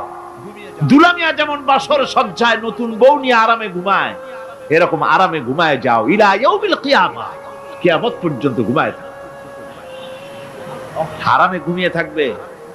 এরপরে সিংহায় ফুৎকার হবে, সিংহার ফুৎকারের আওয়াজে তার ঘুম ভেঙে যাবে। বলবে ইয়া ওয়াইলানা মান বা'সানা মিন মারকাদিনা, হায় আফসোস, আমার এত আরামের ঘুম থেকে কে আমাকে জাগ্রত করলো, আমার ঘুমটারে নষ্ট করলো কে। আওয়াজ আসবে হাদা মা ওয়াদার রহমান ওয়া সাদাকাল মুরসালুন, এটা হচ্ছে রহমানের সেই ওয়াদা আর মুরসালিনরা নবীরা সত্য কথাই বলেছিলেন, সেই কিয়ামত অনুষ্ঠিত হচ্ছে। আমার বন্ধুগণ, সেজন্য এই দুনিয়ার মোহে পড়ে থাকলে পরে দুনিয়ায় যারা অগ্রাধিকার দিবে দুনিয়াকে পরকালের তুলনায়, জবাব দিতে পারবে না কবরের ভিতরে গিয়া। আর যারা পরকালকে অগ্রাধিকার দিবে, দুনিয়ার চাইতে পরকালকে বেশি অগ্রাধিকার দেবে আর আল্লাহর ভয় কলিজার ভিতরে রাখবে, কবরের জবাব সঠিকভাবে দিতে পারবে, কিয়ামতের দিন আল্লাহ রাব্বুল আলামিন তাদের জন্য জান্নাত দান করবেন। জোরে বলেন আমিন। দুনিয়াটা হচ্ছে দুনিয়া যেখানে আমরা আছি। আমি আগেই বলেছি দুনিয়া হচ্ছে আদনা শব্দ থেকে এর উৎপত্তি হয়েছে। তো তুচ্ছ, নিকৃষ্ট, এটার দাম নাই, এটার মূল্য নাই। হযরত ইবনে কাইয়িম রাহিমাহুল্লাহ নওয়ারাল্লাহু মারকাদাহু ওয়া জাআলাল জান্নাতা মাথওয়াহু, হযরত ইবনে কাইয়িম তিনি বলছেন, সুন্দর করে বলছেন দুনিয়া সম্পর্কে, মা মাদা ফিদ দুনিয়া আহলামুন ওয়া মা বাকিয়া মিনহা আমানি ওয়াল ওয়াক্তু বাইনাহুমা দায়ুন। মা মাদা ফিদ দুনিয়া আহলামুন, জীবনের যে অংশ ফেলে এসেছি সেটা আজ একটা স্বপ্ন, ওয়া মা বাকিয়া মিনহা আমানি, আর জীবনের যে অংশ সামনে বাকি আছে সেটা এখন একটা আকাঙ্ক্ষা, ওয়াল ওয়াক্তু বাইনাহুমা দায়ুন, আর এর মাঝখান থেকে সময় সব চলে যাচ্ছে। কত বড় কথা চিন্তা করেছেন? জীবনের যে অংশ ফেলে এসেছি তা আজকে স্বপ্ন, তা কি বলে স্বপ্ন, আর সামনে যা আছে সেটা আকাঙ্ক্ষা, আর মাঝখান থেকে সময় সব চলে যাচ্ছে। এরপরে তিনি বলছেন, ওয়ামান ইয়াসহাবিদ দুনিয়া ইয়াকুন মিসলা কাবিদিন আলাল মাই খালাতুহু ফুরুজুল আসাবিঈ। দুনিয়াদারের অবস্থা হচ্ছে এই, কেউ যদি দুই হাতে পানি খামসায় ধরে, দুই হাতে কি ধরছে বলে, দুই হাতে পানি খামসায় ধরেছে, খুব মজবুত করে ধরেছে, দুই মুঠ পানি, বলেন থাকবে কতটুকু? কতটুকু থাকবে? এক ফোঁটাও থাকবে না, কারণ তার আঙ্গুলের ফাঁক তার সাথে খেয়ানত করবে, আঙ্গুলের ফাঁক দিয়া পানিগুলি সব বেরিয়ে চলে যাবে। সুতরাং দুনিয়া যারা চায় তারা ঠিক পানি খামসায় ধরলে পানি যেমন হাতের ভেতর থেকে খেয়ানত করে চলে যায়, যারা দুনিয়া চায় দুনিয়াও তাদেরকে এভাবে ফাঁকি দিয়ে চলে যায়। তবুও দুনিয়ার মায়া মানুষের এত বেশি। আল্লাহর নবী বলেন, লাউ কানা লি ইবনি আদামা ওয়াদিন মিন যাহাবিন লাহাব্বা ইয়াকুনা লাহু সানিন, এই পৃথিবীতে যদি কাউকে একটা মাঠ ভরে যদি সোনা দেওয়া যায়, লোকটা বলবে রব্বুল আলামিন, আমি যদি আরেকটা মাঠ এরকম সোনা ভরা পেতাম, দ্বিতীয় আরেকটা মাঠ দেওয়া হলে আবার বলবে যদি তৃতীয় আরেকটা মাঠ সোনা ভরে যদি পেতাম। নবীজি বলেন, ওয়ালা ইয়ামলাউ জাওফু ইবনু আদামা ইল্লা তুরাব, মানুষের পেট 3.5 হাত মাটি ছাড়া, কবরের মাটি ছাড়া মানুষের পেট ভরবে না। আরো চাই, আরো চাই, চাওয়ার কোনো শেষ নাই। মানুষ এভাবে করে দুনিয়ার মহব্বতে এমনি পাগল হয়ে যায়, শুধু দুনিয়ার মহব্বত, পরকালকে বেমালুম ভুলে যায়। আমি কিন্তু এই কথা বুঝাতে চাই নাই যে পরকালের মহব্বতে, পরকালের ভয়তে বা পরকালের জন্য দুনিয়া আপনি বাজার ঘাট, বেচা কিনা, ব্যবসা বাণিজ্য সবকিছু ভুলে যান, না তা নয়। ভুল বোঝার কোনো কারণ নাই। পরকালকে অগ্রাধিকার দিতে হবে, মানে দুনিয়াটা চিরস্থায়ী জায়গা নয়, চিরস্থায়ী হচ্ছে কোনটা? আখিরাত। চিল্লা এখন কোনটা? সুতরাং এখানে যা করতে হবে, আখিরাতে জবাবদিহিমূলক জীবন যাপন করতে হবে। আপনি ব্যবসা করবেন, ওজনে কম দিতে পারবেন না, আপনি খাদ্যে ভেজাল দিতে পারবেন না, চুরি করতে পারবেন না, ডাকাতি করতে পারবেন না, জেনা করতে পারবেন না, বদমাশি করতে পারবেন না, মদ খেতে পারবেন না, সন্ত্রাসী হতে পারবেন না, হাইজ্যাকার হতে পারবেন না, চাঁদাবাজ হতে পারবেন না, মুনাফাখোর হতে পারবেন না, আপনি চোরা কারবারি হতে পারবেন না, ঘুষখোর হতে পারবেন না, সুদখোর হতে পারবেন না। এই সব কাজ পরকালকে বিশ্বাস করলেই এ সমস্ত কাজ থেকে মানুষ বিরত থাকতে পারে। কথা ঠিক কিনা? এটাই হচ্ছে। সুতরাং এই পৃথিবী থাকবে না, এটা কি চিরকাল থাকবে? না, এর একটা পরিসমাপ্তি ঘটবে। যেমন করে সারা বছর লেখাপড়া করার পর কলেজে, বিশ্ববিদ্যালয়, মাদ্রাসায়, হাই স্কুলে, সব জায়গায় সারা বছর লেখাপড়া করার পর যেমন পরীক্ষা দেওয়ার একটা দিন আসে, সারা বছর ব্যবসা করার পর হিসাব নিকাশ করার যেমন একটা সময় আসে, সারা মাস চাকরি করার পর বেতন পাওয়ার যেমন একটা দিন আসে, সারা জীবন চাকরি করার পর পেনশন পাওয়ার যেমন একটা সময় আসে, অনুরূপ ভাবে এই দুনিয়া যেদিন শেষ হয়ে যাবে, আল্লাহ নির্ধারিত সময় শেষ হয়ে যাওয়ার পর একটা সময় আসবে যখন আল্লাহ রব্বুল আলামিন সব শেষ করে দিবেন, লন্ডভন্ড হয়ে যাবে, কিছুই থাকবে না। কোরআনে কারিমে আল্লাহ সব বলেছেন, কোরআনে সব আল্লাহ বলে দিয়েছেন। আল্লাহ পাক বলেন এই পৃথিবীর সব কেমন ভাবে ধ্বংস হবে তার চিত্র আল্লাহ পাক কোরআনে কারিমে তুলে ধরেছেন। ইদাস সামাউ ফাতারাত ওয়া ইদাল কাওয়াকিবু তাসারাত ওয়া ইদাল বিহারু ফুজ্জিরাত ওয়া ইদাল কুবুরু বু'সিরাত। যখন আকাশসমূহ দীর্ণ বিদীর্ণ হয়ে যাবে, তারকাগুলি বিক্ষিপ্ত হয়ে ছিটকে পড়বে, আর সমুদ্রগুলি উচ্ছ্বসিত হয়ে পড়বে, কবরগুলি সব তার ভেতরে যা আছে উদ্গীরণ করে দেবে, তারকাগুলি স্থিমিত হয়ে যাবে। এরপরে সমস্ত আকাশগুলি কাতাইয়িস সিজিল্লিল কুতুব, কিতাবের পৃষ্ঠার মতো একটার পরে একটা ঠাস ঠাস করে পড়তে থাকবে, চূর্ণ বিচূর্ণ হয়ে ভেঙে চুরে একাকার হয়ে যাবে। পাহাড়গুলিকে উড়িয়ে দেওয়া হবে, চন্দ্র এবং সূর্য একাকার হয়ে যাবে। আল্লাহ রাব্বুল আলামিন বলেন ফাইদা বারিকাল বাসার ওয়া খাসাফাল কমার ওয়া জুমিআশ শামসু ওয়াল কমার। চক্ষু যখন বিস্ফারিত হয়ে যাবে, চাঁদ যখন তার আলো হারিয়ে ফেলবে, সূর্য যখন তার আলো হারিয়ে ফেলবে, চাঁদ আর সূর্য সব একাকার হয়ে যাবে, সেই সময়ের অবস্থাটা কি চিন্তা করো। মানুষ হয়রান হয়ে দৌড়াদৌড়ি করবে। ওয়াহুমিলাতিল আরদু ওয়াল জিবালু ফাদুক্কাতা দাক্কাতান ওয়াহিদা। জমিন এবং পাহাড়গুলির মধ্যে আল্লাহ রাব্বুল আলামিন সংঘর্ষ বাঁধিয়ে দিবেন, পাহাড়গুলি ভেঙে চুরে টুকরা টুকরা হয়ে যাবে, পাহাড়গুলি উঁচু করে জমিনের উপরে আছাড় মেরে আল্লাহ রাব্বুল আলামিন ভেঙে চুরে চুরমার করে দিবেন। সুবহানাল্লাহ। ওয়া তাকুনুল জিবালু কালইনিল মানফুস, পাহাড়গুলো পেঁজা ধোনা তুলার মতো করে উড়িয়ে দেওয়া হবে, পাহাড় উড়ে যাবে। সুবহানাল্লাহ। পাহাড় পাথরের তৈরি করা পাহাড়, এই পাহাড়গুলি তুলার মতো হয়ে উড়বে কিভাবে? আমি এই দৃশ্য নিজের চোখে কিছুটা হলেও দেখছি। আজ থেকে 10 দিন আগে আমি ইতালি সফর করে এসেছি। ইতালির রাজধানী রোম।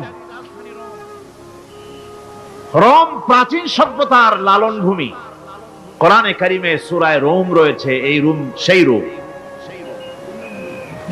এখানের বাদশার কাছে রাসূল করিম সাল্লাল্লাহু আলাইহি সাল্লাম হেরাক্লিয়াসের কাছে চিঠি পাঠিয়েছিলেন, সেই রোম। 12 থেকে 15,000-এর মতো বাংলাদেশি মুসলমান সেখানে আছে।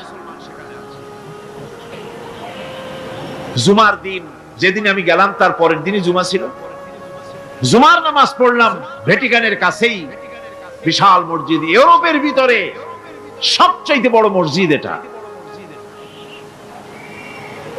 রোম ইসলামের দুশমনদের রাজধানী। সেইখানে যখন আযান হচ্ছে আশহাদু আন্না মুহাম্মাদার রাসূলুল্লাহ, আমার অনুভূতির কথা আপনাদেরকে বোঝাতে পারবো না, কি অনুভূতির সৃষ্টি হয়েছে আমার ভেতরে। ভ্যাটিকানের পোপ এক পাশে, কিছু দূরেই ভ্যাটিকান, ওটা হচ্ছে গোটা পৃথিবীর সমস্ত খ্রিস্টানদের কাবা, ভ্যাটিকান। তার পাশেই বিশাল মসজিদ, সেখানে নামাজ পড়লাম। চিন্তার ভেতরে আসলো আল্লাহ রাব্বুল আলামিন তার হাবিবের নাম, তার তাওহীদ, তার রিসালাতকে কিভাবে বিশ্বময় ছড়িয়ে দিলেন। আবু জাহেল চাইছিল মুহাম্মদ সাল্লাল্লাহু আলাইহি ওয়াসাল্লামকে স্তব্ধ করে দেবে মক্কার জীবনেই। কত বদনাম, সাহের, কাহেন, কাযযাব, শায়ের, নাউযুবিল্লাহি মিন যালিক, কত গালাগালি করলো। আর আল্লাহ শুনালেন, হাবিব চিন্তার কোনো কারণ নাই, ওয়ারাফা'না লাকা যিকরাক, আমি আপনার প্রশংসা বিশ্বময় ছড়িয়ে দেব। সুবহানাল্লাহি ওয়া বিহামদিহি। রোম প্রোগ্রাম শেষ করে আমাকে তারা নিয়ে গেল, যেটা আমি বলছি সফর কাহিনী শোনাবার সময় এটা না, যেহেতু এর সঙ্গে প্রাসঙ্গিক সেজন্য বলছি। পাহাড় কেমনে তুলার মতো হয়ে উড়বে তার নজির দেখেছি। রোম শহর থেকে 300 মাইল দূরে, 300 কিলোমিটার দূরে নেপোলিয়ান বোনাপার্ট তার বাড়ি, এবং ওটা তার নামে একটা প্রভিন্স। ভূমধ্য সাগরের পারে ভিসুভিয়াস, পৃথিবীর সবচাইতে বড় আগ্নেয়গিরি। সেটা দেখাতে নিয়ে যাওয়া হলো আমাকে, যে পাহাড়টা পৃথিবীর মাটি থেকে তার চূড়া হচ্ছে 3 মাইল উঁচু। এর 2 মাইল গাড়িতে করে ঘুরে ঘুরে যাওয়া যায়, এরপর আর গাড়িতে যাওয়া যায় না, বাকিটুকুন যেতে হবে হেঁটে হেঁটে। পাহাড়ের উপরে অক্সিজেন কম, বেশ কষ্ট হচ্ছিল উঠতে। জীবনে প্রথম পাহাড়ে চড়েছি জাবালে নূর, রাসূল করিম সাল্লাল্লাহু আলাইহি সাল্লামের উপরে যেখানে ওহী হয়েছিল সর্বপ্রথম। পাহাড় চড়ার একটা অভিজ্ঞতা ওখান থেকে আমার কিছুটা হয়েছিল। খুব কষ্ট হলো বাকি 1 মাইল উঠতে। যখন ভিসুভিয়াসের একদম শীর্ষে চলে গেছি, সেখানে গিয়ে আমার সাথে 15-20 জন লোক ছিল। আমি নিজেই আল্লাহু আকবার বলে আমার গলা থেকে আওয়াজ বেরিয়ে গেল। আমি দেখতে পেলাম ভিসুভিয়াসের শীর্ষে বিশাল গর্ত। আমার মনে হয় গর্তটা এই মাঠের 1/4 হবে। এই মাঠের 1/4 হবে গর্তটা। সেই গর্তটার গভীরতা হচ্ছে 1.5 কিলোমিটার। এইখান থেকে পাথরগুলি উত্থিত হয়েছে, আগ্নেয়গিরি পাথর আগুনে গলে লাভা হয়ে এগুলি পাহাড় বেয়ে উপচে পড়েছে, চতুর্দিকে 12 মাইল ছড়িয়ে গিয়েছে। আমার মনে পড়লো ওয়াকুদুহান নাসু ওয়াল হিজারা, জাহান্নামের আগুনের ইন্ধন হবে মানুষ আর পাথর। আমি সেখানে সেজদায় পড়ে গিয়া কান্নাম আর বললাম, আল্লাহ জাহান্নামের আগুন হারাম করে দিও আমাদের জন্য। পাথর কিভাবে গললো, গলে পাথরগুলি গলে পুড়ে চতুর্দিকে পড়েছে আর ছিটকেছে, চতুর্দিকে ছিটকে পড়েছে। সেই পাথরগুলি ছিটকে ছিটকে যেগুলি পুড়ে পড়েছে, সেগুলিকে দূরে সাদা রঙের বলে মনে হয়, কোনোটা সাদা কোনোটা কালো, মনে হয় যেন তুলার মতো হয়ে পড়ে আছে চতুর্দিকে। 1944 সনে তৃতীয়বারের মতো ভিসুভিয়াস অগ্নিগিরি যে অগ্নি উৎপাত করে, তাতে আশেপাশের 12 মাইল এলাকা এফেক্টেড হয়ে যায়। পাথরগুলি গলে এভাবে বিধ্বস্ত করে দিয়েছে। এখান থেকে এখানে জোহরের নামাজ, আসরের নামাজ আমরা পড়লাম, আল্লাহর কাছে খুব দোয়া করলাম। এখনো ধোঁয়া উঠতেছে, এখনো পাহাড়ের ফাটল দিয়ে ধোঁয়া উঠছে। একজন হাত দিয়ে আমাকে বলল যে খুব গরম লাগে ধোঁয়াগুলি। ওখানকার লোকেরা বলল যে ভেতরে এখনো আগুন আছে, তবে সুপ্ত, যে কোনো মুহূর্তে আবার তা জাগ্রত হতে পারে। আমরা সেখান থেকে নেমে এলাম। একটু কিছু দূর গিয়েই সেখানে হলো পম্পেই শহর।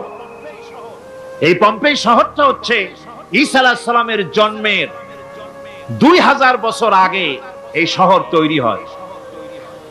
ঈসা আলাইহিস সালামের জন্মের 179 বছর পর ভূমিকম্প হয়। সেই ভূমিকম্পে গোটা পম্পেই শহরটা পৃথিবীর মানুষের চোখের আড়াল হয়ে যায়, ধ্বংস হয়ে যায়, মাটির তলায় গরক হয়ে যায়। আজ থেকে 200 বছর আগে মাটি খনন করতে গিয়ে এই শহর আবিষ্কৃত হয়। পুরা শহরটা খুঁড়ে তারা বের করেছে। 180 হেক্টর জমিনের উপরে এই বিশাল শহর। ঘুরে ঘুরে দেখলাম, গাড়ি চলে না সেখানে, পায়ে হেঁটে দেখতে হলো। প্রশস্ত রাস্তা। আজ থেকে 4000 বছর আগের মানুষেরা রাস্তা বানাতে জানতো পাথর দিয়ে, এবং রাস্তার দুধারে তাদের ছিল ফুটপাত, পানির ব্যবস্থা, নগরায়নের সব রকমের সুযোগ সুবিধা। তারপরে সেখানে বিচারালয়, এরপরে দোকানপাট, বাজার ঘাট, সবকিছুর ব্যবস্থা রয়েছে। বিশাল বিশাল পাথরগুলি দিয়ে পিলার তৈরি করা। ভাবলাম এই পিলারগুলি, এই পাথরগুলি তারা কিভাবে ক্রেন ছাড়া এত উপরে উঠালো কি করে, আমার মাথায় আসলো না। পাথর কেটে কেটে সুন্দর সুন্দর অঙ্কন শিল্প তারা করেছে। এরপরে ঘুরতে ঘুরতে বাদশার রাজার বাড়িতে গিয়ে ঢুকলাম। সেখানে গিয়ে দেখলাম উলঙ্গ এত মূর্তি পাথরের তৈরি করা। পাথর কেটে কেটে দেওয়ালে যৌন মিলনের এমন কোন অশ্লীল ছবি নাই যা তারা সেখানে তৈরি করে নাই। উলঙ্গ মূর্তি আর উলঙ্গ যৌন মিলনের অসংখ্য ছবি দিয়ে এই এলাকা ভরা। তখন আমি বুঝলাম আল্লাহর গজব হওয়ার কারণটা কি, এই শহরটা মাটির নিচে গরক হয়ে যাওয়ার কারণটা কি। আল্লাহ পাক জেনা ব্যভিচার যে দেশে বেশি হয় আল্লাহ পাক বরদাস্ত করে, দুশ্চরিত্র যে দেশের মানুষ দুশ্চরিত্র হয়ে যায়, জেনা ব্যভিচার বেশি হতে থাকে, আল্লাহ গরক করে দেন, গজব দেন। এই গজব এক এক সময় এক এক রকমের হয়ে আসে, কখনো মাটির নিচে দাবায় দেয়, কখনো মহামারী, কোন দেশে কলেরা, কোন দেশে জলোচ্ছ্বাস, কোথাও ভূমিকম্প, আর সর্বশেষ এই জেনা ব্যভিচারের জন্য আল্লাহ পাকের চূড়ান্ত এই যৌনতার অশ্লীলতার জন্য চূড়ান্ত গজব বর্তমান বিশ্বের জন্য এইডস। আল্লাহ পাক এই গজব দিয়েছেন। বন্ধুগণ, আমি সেই জায়গা, আমি সেখানে যা দেখলাম যে আল্লাহ পাক পাহাড়গুলিকে কিভাবে উড়াবেন এটা অস্বীকার করার কোনো উপায় নাই, বিশ্বাস তো করতামই। তবে হযরত ইব্রাহিম আলাইহিস সালাম যেমন বলেছিলেন, রব্বি আরিনি কাইফা তুহিল মাউতা, হায় আল্লাহ তুমি মরাকে জিন্দা করবা কেমনে? আল্লাহ পাক বলেন আওয়ালাম তুমিন, তুমি বিশ্বাস করো না? ইব্রাহিম আলাইহিস সালাম বললেন বালা, অবশ্যই বিশ্বাস করি, ওয়ালাকিন লিয়াতমাইন্না কলবি, যদি চোখে দেখতাম তাহলে আমার অন্তরাত্মা খুব ঠান্ডা হতো। আল্লাহ রাব্বুল আলামিন চোখে দেখায় দিলেন জিন্দা কেমনে মুর্দা হবে, মুর্দা কেমনে জিন্দা হবে, আল্লাহ দেখায় দিলেন, পাহাড় উড়ায় দিবেন আল্লাহ রাব্বুল আলামিন। একথা কলিজার মধ্যে এটার উপর ঈমান বিশ্বাস, কিন্তু আল্লাহ চোখে দেখাইছেন, ঈমান আরো মজবুত হয়েছে, যা ছিল আরো মজবুত হয়েছে। সুবহানাল্লাহ, আল্লাহর ভয়তে কলিজা কেঁপেছে। আমি পাহাড়ের উপরে কেঁদেছি, যার যার হয়ে কেঁদেছি। বন্ধুগণ, আল্লাহ সুবহানাহু ওয়া তাআলা এই জন্য বলেছেন কুল সিরু ফিল আরদ, আমার জমিন ঘোরো, ভালো করে দেখো, কাইফা কানা আকিবাতুল মুকাজ্জিবিন, মহা সত্যকে যারা অস্বীকার করেছে তাদের পরিণতি আমি কি করে দিয়েছি, এগুলি চোখে ভালো করে তাকায় দেখো। আমার বন্ধুগণ, সুতরাং এই পৃথিবীর অবসান হবে, এই পৃথিবী ধ্বংস হবে, এই পৃথিবী চূড়ান্ত ভাবে শেষ হয়ে যাবে। ও হ্যাঁ, আরেকটি কথা বলতে হয়, সেটা হচ্ছে যে এই রোম থেকে আরেকটু দূরে 900 মাইল দূরে হচ্ছে সিসিলি, 900 মাইল দূরে। সেখানে এই সিসিলি মুসলমানেরা শাসন করেছিল 350 বছর। সেই সিসিলিতে রয়েছে 360টা মসজিদ মুসলমানদের করা। সমস্ত মসজিদগুলি আজ তালা বন্ধ, একটা মসজিদও খোলা নাই। সেখানকার মুসলমানেরা ওয়াজ শুনতে এসেছিল রোমে। আমি তাদের জন্য পরামর্শ দিয়েছি যে গভর্নমেন্টের কাছে তোমরা দাবি জানাও যে অন্তত একটা মসজিদের দরজা আমাদের জন্য খুলে দাও। রোমের অবস্থানরত প্রবাসী বাংলাদেশি মুসলমানেরা আমাকে বলেছে, তাদের অনেকের বাড়ি চট্টগ্রামেও আছে, আমাকে বলেছে তাদের চোখে পানি আসছে বলার সময় যে চিরমের তাফসীর মাহফিল যখন আসে কলজেটা কাঁদতে থাকে যাওয়ার জন্য। তো যাওয়া তো সম্ভব না এত দূর থেকে, আমাদের সালাম বলে দিবেন যত লোক আসবে, আর আমাদের জন্য দোয়া করতে বলবেন যেন এই রোমের ভিতরে আমরা ইসলামের আদর্শের ভিত্তিতে আমরা যেন চলতে পারি। আপনারা দোয়া করুন তাদের জন্য। ভাইরা আমার, এই পৃথিবী একদিন পরিসমাপ্তি ঘটবে এবং আল্লাহর দরবারে আমাদেরকে উঠতে হবে এবং সেখানে আমাদের বিচার হবে। সেখানে আমাদের কি হবে? বিচার হবে। আল্লাহ পাক বিচারটাকে নির্ভুল করার জন্য, সঠিক করার জন্য প্রত্যেকের গলায় আমলনামা ঝুলায় রাখছেন, এখানে রেকর্ডের ব্যবস্থা করা হয়েছে। আল্লাহ পাক বলছেন ওয়া কুল্লা ইনসানিন আলজামনাহু তাইরাহু ফি উনুকিহি ওয়া নুখরিজু লাহু ইয়াওমাল কিয়ামাতি কিতাবান ইয়ালকাহু মানশুরা। আল্লাহ পাক বলেন প্রত্যেকের ভালো মন্দ কর্মফল, কর্মলিপি আমি তার গলায় ঝুলায় রেখেছি। কিয়ামতের দিন সে নিজের কাছে স্পষ্ট সব দেখতে পারবে, কোনো জিনিস বাদ পড়বে না। তার গলায় তার আমলনামা ঝুলানো আছে, সব রেকর্ড হতেছে। আমরা যা করছি সবগুলি রেকর্ড হয়ে যাচ্ছে। বর্তমান বিজ্ঞানীরা আবিষ্কার করেছে যে মানুষের শরীরের ভিতরে ডিএনএ আছে, রক্তের ভিতরে ডিএনএ, এটা একটা কোড। মানুষের রক্তের ভিতরে ডিএনএ আছে। যেমন তার ব্রেনের ভিতরে কতগুলি কোষ আছে, এক একটা কোষ এক এক ধরনের কাজ করে, অনুরূপ ভাবে তার শরীরের ভিতরে রক্তের ভিতরে ডিএনএ আছে। এই ডিএনএটা কি? এই ডিএনএটা হচ্ছে, এই ডিএনএ একটা কম্পিউটারের মতো কাজ করতেছে। লোকটা কি করবে, কোথায় যাবে, সে ভালো হবে মন্দ হবে কি হবে, সব তার ডিএনএ এর মধ্যে রেকর্ডকৃত আছে। এটা বোঝার জন্য একটা সুন্দর দৃষ্টান্ত দেওয়া যায়। যেমন এই কাগজটাকে আপনারা মনে করুন একটা গাড়ির একটা ব্লুপ্রিন্ট, একটা গাড়ির ব্লুপ্রিন্ট। এখানে লেখা আছে গাড়ি কিভাবে তৈরি হবে। এই কাগজটা নিয়ে ঘরের মধ্যে রেখে দিলেন। এখন এই কাগজটা থেকেই অটোমেটিক গাড়ির উইন্ডো তৈরি হলো, শিল তৈরি হলো, গাড়ির বডি তৈরি হলো, চেসিস তৈরি হলো, টায়ার তৈরি হলো, ইঞ্জিন তৈরি হলো, ব্যাটারি তৈরি হলো, পেট্রোল নিল, আর কোন রকমের ড্রাইভার ছাড়াই গাড়ি চলতে আরম্ভ করলো। এই কথাটা যদি মনের মাথার মধ্যে আনতে পারেন যে এটা কিভাবে হইতে পারে, এতে লেখা অনুযায়ী যেভাবে হওয়া যদি সম্ভব হয়, অনুরূপ ভাবে মানুষের রক্তের ভিতরে ডিএনএ এরা আবিষ্কার করেছে। এর ভিতরে মানুষের ভালো মন্দ, কোথায় যাবে কি করবে, সবকিছুর মধ্যে রয়েছে।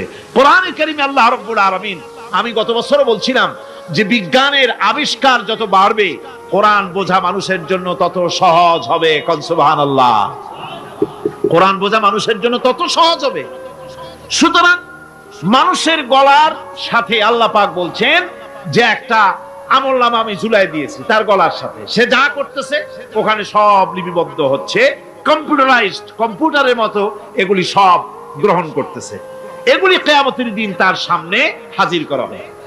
কিয়ামতে যখন আমলনামা তার সামনে দিয়ে বলা হবে, ইকরা কিতাবাকা কাফা বিনাফসিকাল ইয়াওমা আলাইকা হাসিবা, তাকে বলা হবে নিজের কর্মলিপি নিজেই পড়ো, আজ তুমি তোমার নিজের হিসাব নিতে যথেষ্ট।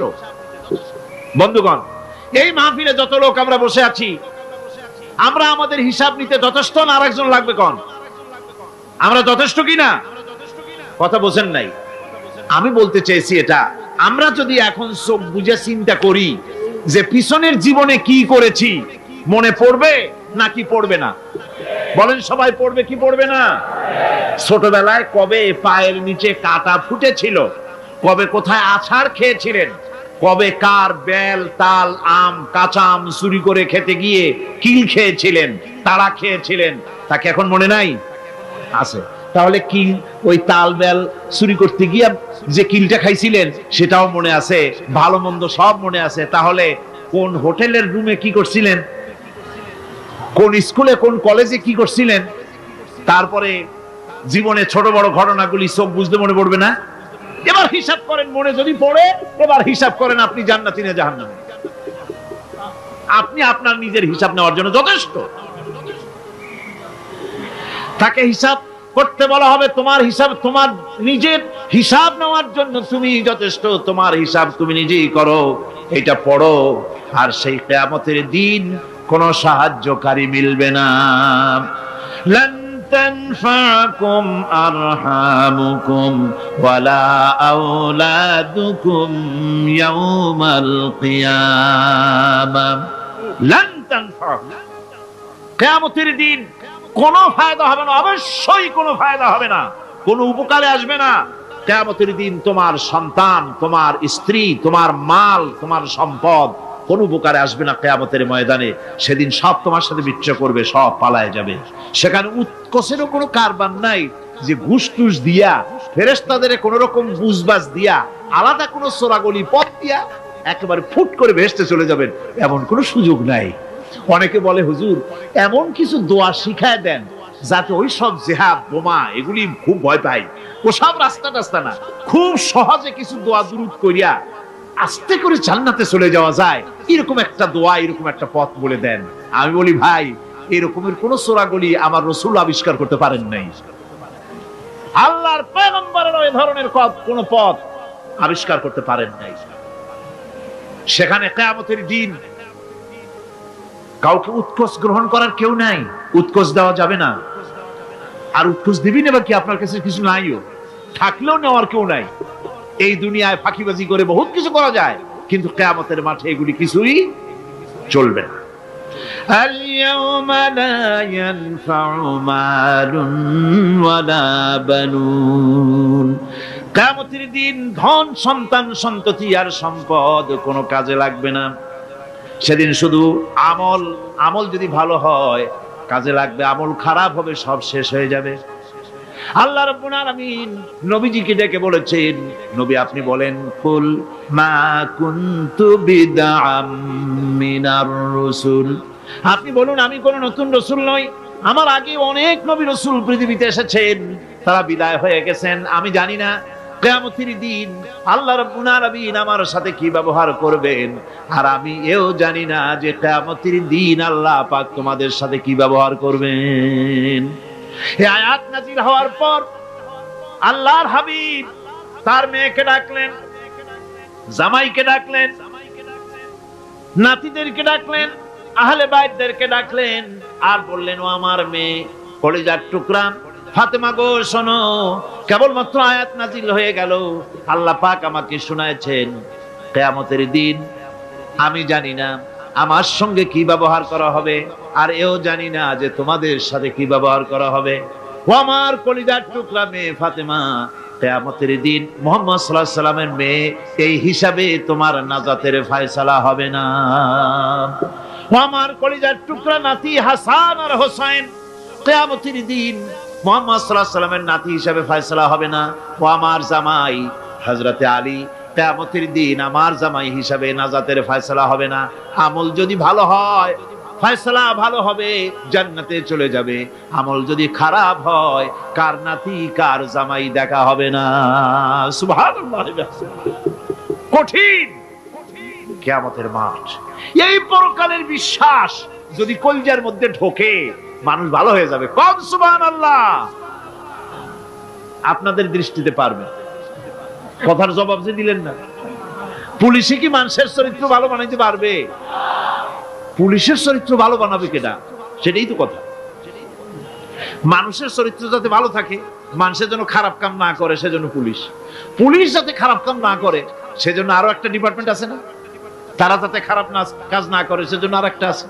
এন্টি করাপশনের আবার এন্টি করাপশন আছে, তার উপর আবার এন্টি করাপশন আছে। এন্টিটার অভাব নাই। সুতরাং পুলিশ দিয়া, বিডিআর দিয়া, আর্মি দিয়া মানুষের, দেশের, জাতির চরিত্র ভালো বানানো যায় না। রাসূলুল্লাহ এ দিয়ে বানান না, এটা ইসলামের নিয়ম নয়। পুলিশ দিয়া, আর্মি দিয়া দেশের মানুষের চরিত্র ভালো বানানো যায় না। চরিত্র ভালো বানানো যায় কেবলমাত্র পরকালের ভয় দিয়া। কি কিসের ভয় দিয়া? ওই যে মক্কার জীবনে ওই সমস্ত মানুষগুলি যারা চুরি করত, ডাকাতি করত, জিনা করত, বদমাশি করত, যারা শয়তানি করত, যারা মানুষকে খুন করত, এই মানুষগুলি এত ভালো হয়ে গেল, যারা চুরি ছেড়ে দিল, ডাকাতি ছেড়ে দিল, জিনা ব্যভিচার ছেড়ে দিল, এত ভালো হয়ে গেল, পৃথিবীর মধ্যে সেরা মানুষ তারা হয়ে গেলেন। জোরে বলেন সুবহানাল্লাহ। নবীর সাহাবীরা পৃথিবীর শ্রেষ্ঠ সন্তান, নবীর সাহাবীরা পৃথিবীর সেরা মানুষ, তাদের চাইতে সেরা মানুষ নবীদের পরে আর কেউ হতে পারে না। জোরে কোন সুবহানাল্লাহ। নবীর পরে পৃথিবীতে শ্রেষ্ঠ মানুষ কারা? সাহাবায়ে কেরাম রিদওয়ানুল্লাহি তাআলা আলাইহিম আজমাইন। ওনারা তো কুফরের মধ্যে ছিলেন, শিরকের মধ্যে ছিলেন, চুরি, ডাকাতি, জিনা, ব্যভিচার এমন কোন পাপ নাই যা করা হয়নি। তারপরে যখন আল্লাহর নবীর কাছ থেকে তাওহীদ, রিসালাত ও আখিরাতের দাওয়াত পেলেন, কি সোনার মানুষ এক একজন হয়ে গেলেন। সুবহানাল্লাহ। যারা ছিলেন নারীর সতীত্বের জম, তারা হয়ে গেলেন নারীর সতীত্বের পাহারাদার। যারা মানুষের মাল চুরি করত, ডাকাতি করত, তারা রাতভর মানুষের মালের পাহারা দিল, মানুষের রক্তের পাহারা দিল। সুবহানাল্লাহ বিহামদি। রক্ত সম্পদের পাহারা দিল। রাসূল বললেন, খায়রুল কুরুনে কারনি, সর্বশ্রেষ্ঠ যুগ তো আমার যুগ। বন্ধুগণ, এরপরে একটা জীবন আসবে ওই কিয়ামতের ময়দানে। এই পরকালের বিশ্বাসটা গুরুত্বপূর্ণ ব্যাপার, আমাদের সবকিছুর হিসাব দেওয়া লাগবে। আল্লাহ পাক বলেন, ইন্নাস সামআ ওয়াল বাসারা ওয়াল ফুআদা কুল্লু উলাইকা আনহু মাসউলা।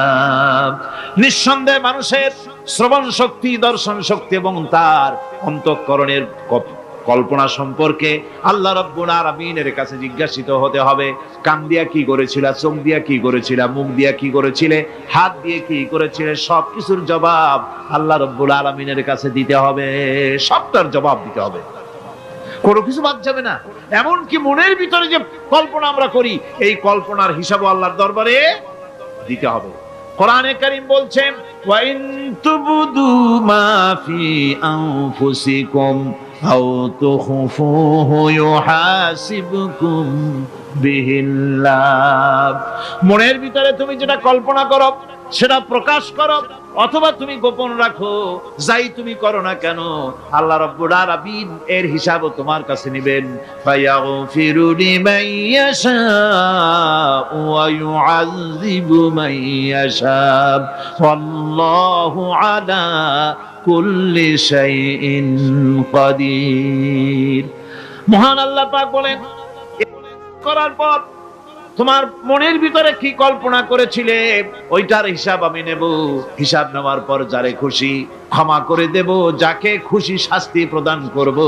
সবকিছুর উপরে আল্লাহ রাব্বুল আলামিন শক্তিমান, সব তিনি করতে পারেন, সমস্ত কুদরত রয়েছে তার।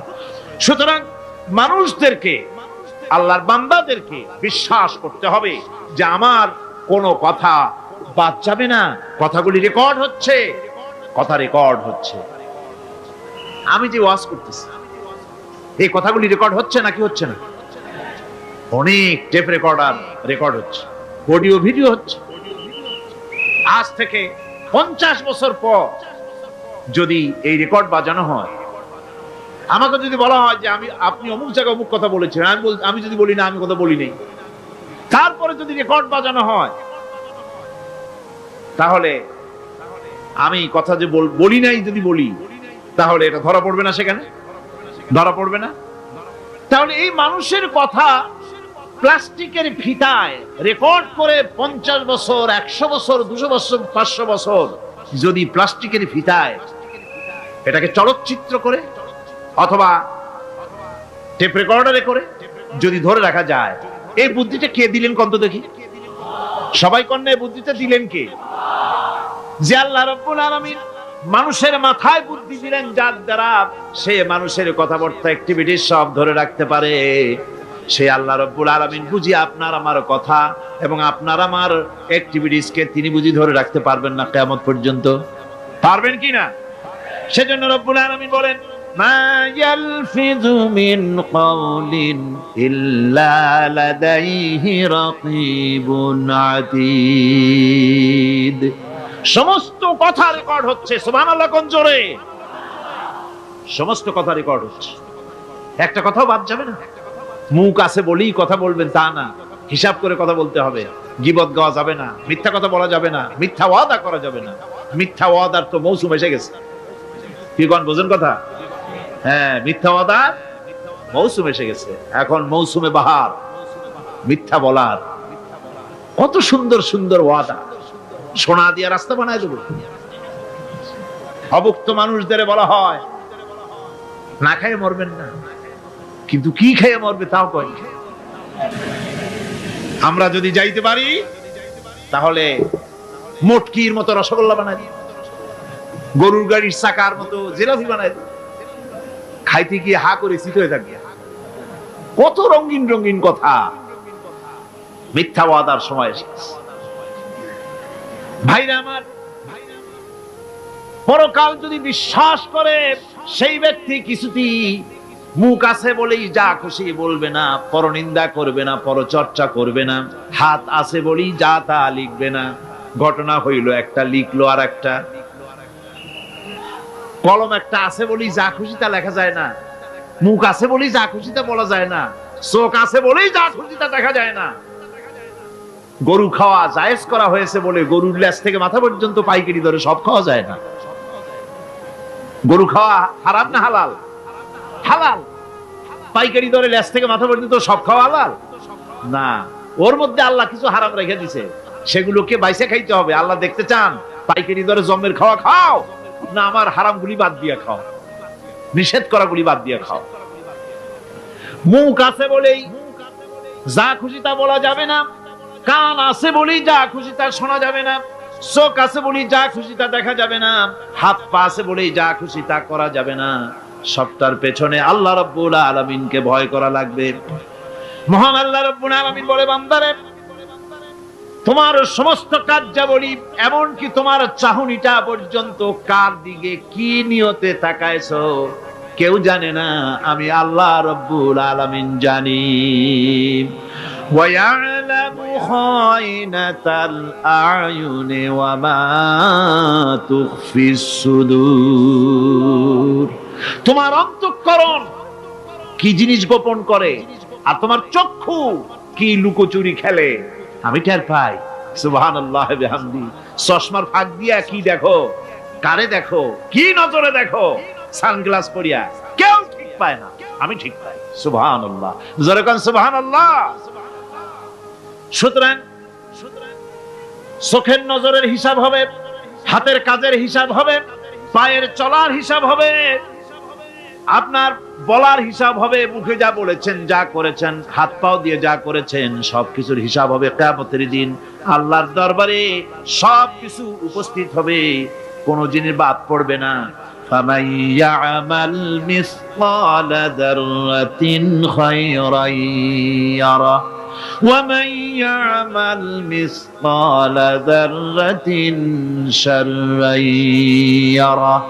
ছোট্ট একটা ভালো কাজ যদি করো তাও হাজির করা হবে সামান্যতম ভালো কাজও তোমার বাদ পড়বে না, আর ক্ষুদ্রতম কোন খারাপ কাজ করলে তাও উপস্থিত করা হবে, সব তোমার সামনে, কোনো জিনিস বাদ পড়বে না, সব দেখতে পাবে কিয়ামতের দিন। ভালো কাজটাও আর খারাপ কাজটাও আল্লাহর কাছে সেদিন আল্লাহ পাক মানুষের সামনে উপস্থিত করে দিবেন।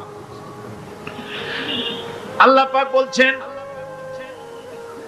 সেদিন এই জমিন তার ভিতরে যা লুকায়িত ছিল জমিন সব বের করে দেবে। কান্নাহুম জারাদুম মুনতাশির। টিড্ডি, ফড়িংগুলি, পোকাগুলি মাটির থেকে যেমন বেরোয়, এ মাটির ভিতরে যা আছে কিয়ামতের দিন সব মাটি বের করে দেবে। ইযা যুলজিলাতিল আরদু জিলজালাহা ওয়া আখরাজাতিল আরদু আসকালাহা ওয়া ক্বালাল ইনসানু মা লাহা।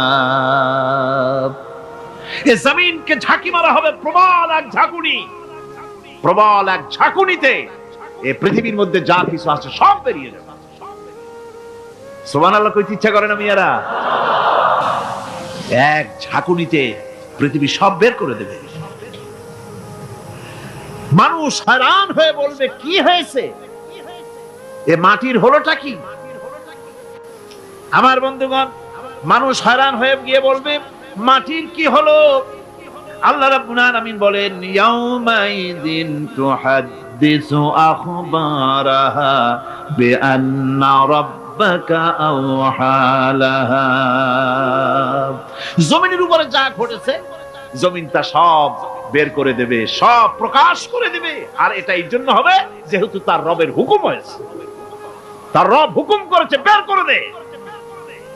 জমিনের ভিতরে আছে যা সব বেরিয়ে যাবে, আকাশ ভেঙে পড়বে, পাহাড় উড়ে যাবে, জমিনের ভিতরে যা আছে সব উপরে চলে আসবে, পৃথিবীতে সব শেষ, কিচ্ছু নাই, আকাশ নাই, পাহাড় নাই, সমুদ্র নাই, সব একাকার, চন্দ্র নাই, সূর্য নাই, তারকা নাই, গ্যালাক্সি নাই, মহাশূন্য নাই, সব শেষ। আল্লাহ রাব্বুল আলামিন সমস্ত ফেরেশতাদেরকে শেষ করে দিবেন, সকলের মওত হয়ে যাবে, কেউ আর থাকবে না, এমনকি হযরতে আজরাইল মালাকুল মউত তিনিও থাকবেন না, সব আল্লাহ রাব্বুল আলামিন মৃত্যু করে দিবেন। এরপরে আল্লাহ রাব্বুল আলামিন একা তিনি বলবেন ইয়া দুনিয়া আইনা আনহারুকি, এ পৃথিবী তোর সেই সমুদ্রগুলো কোথায়, নদীগুলি কোথায়? ইয়া দুনিয়া আইনা আশজারুকি, হে দুনিয়া তোমার গাছগুলি কোথায়? এত বন বনানি, এত গাছ ছিল।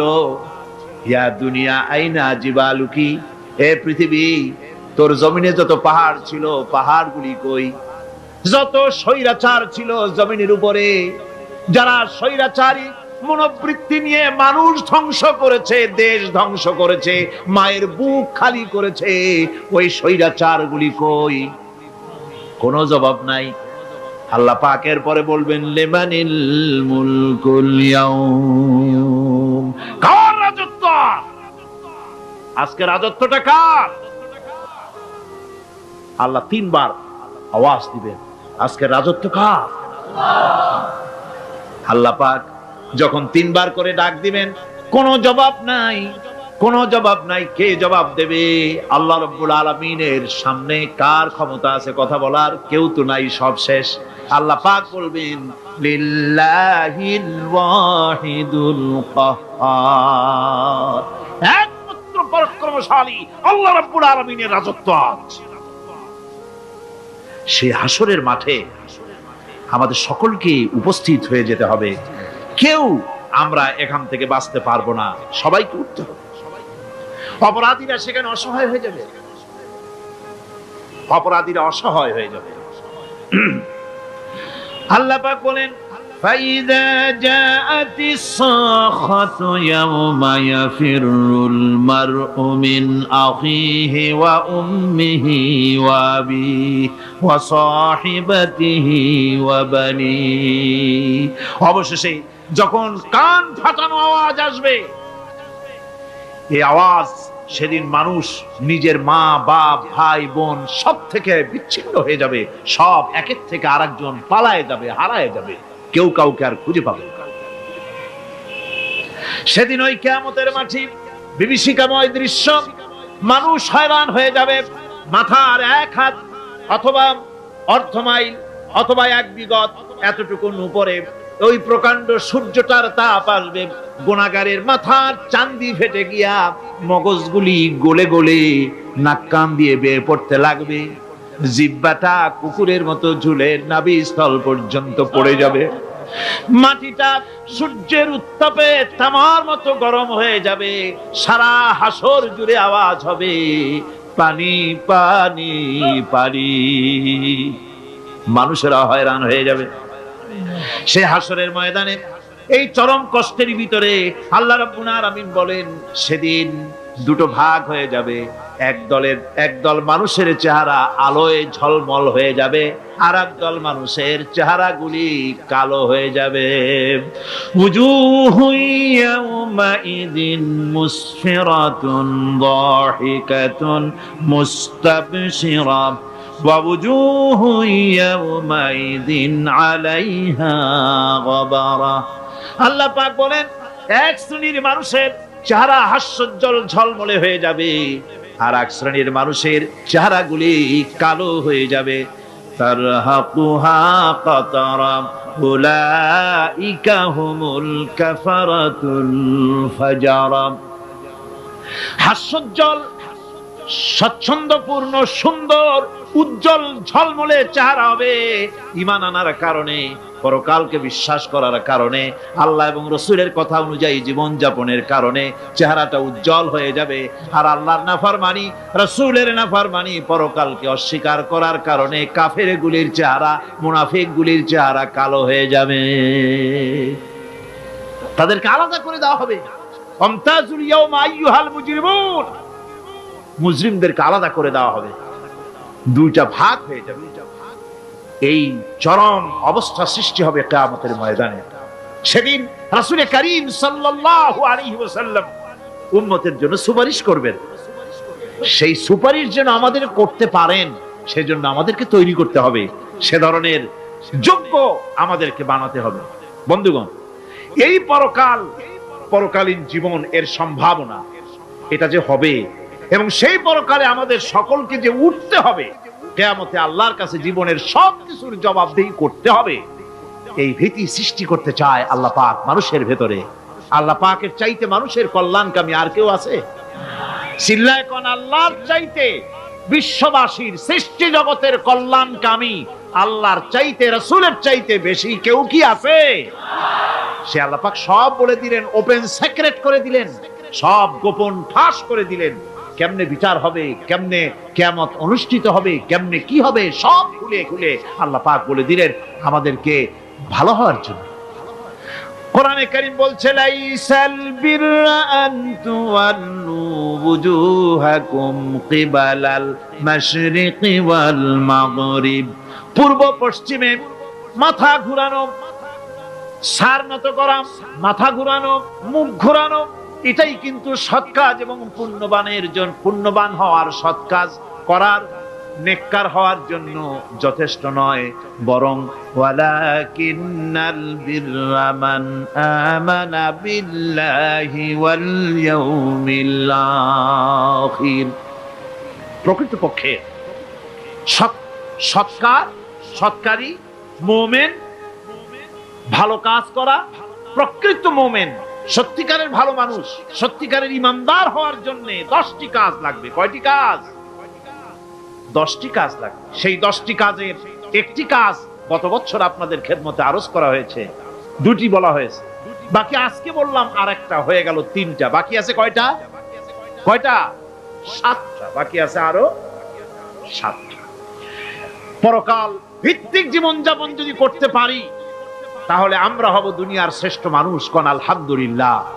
আমার দেশ, আমার জাতি, আমার school, college, university, secretariat, cantonment, রান্নাঘর থেকে শুরু করে বঙ্গভবন, দেশের সর্বত্র মানুষের ভেতরে যদি পরকালের জবাবদেহিমূলক জীবনযাত্রার অনুভূতি সৃষ্টি করে দেওয়া যায়, কিয়ামত আছে আর জবাব দিতে হবে আল্লাহর দরবারে।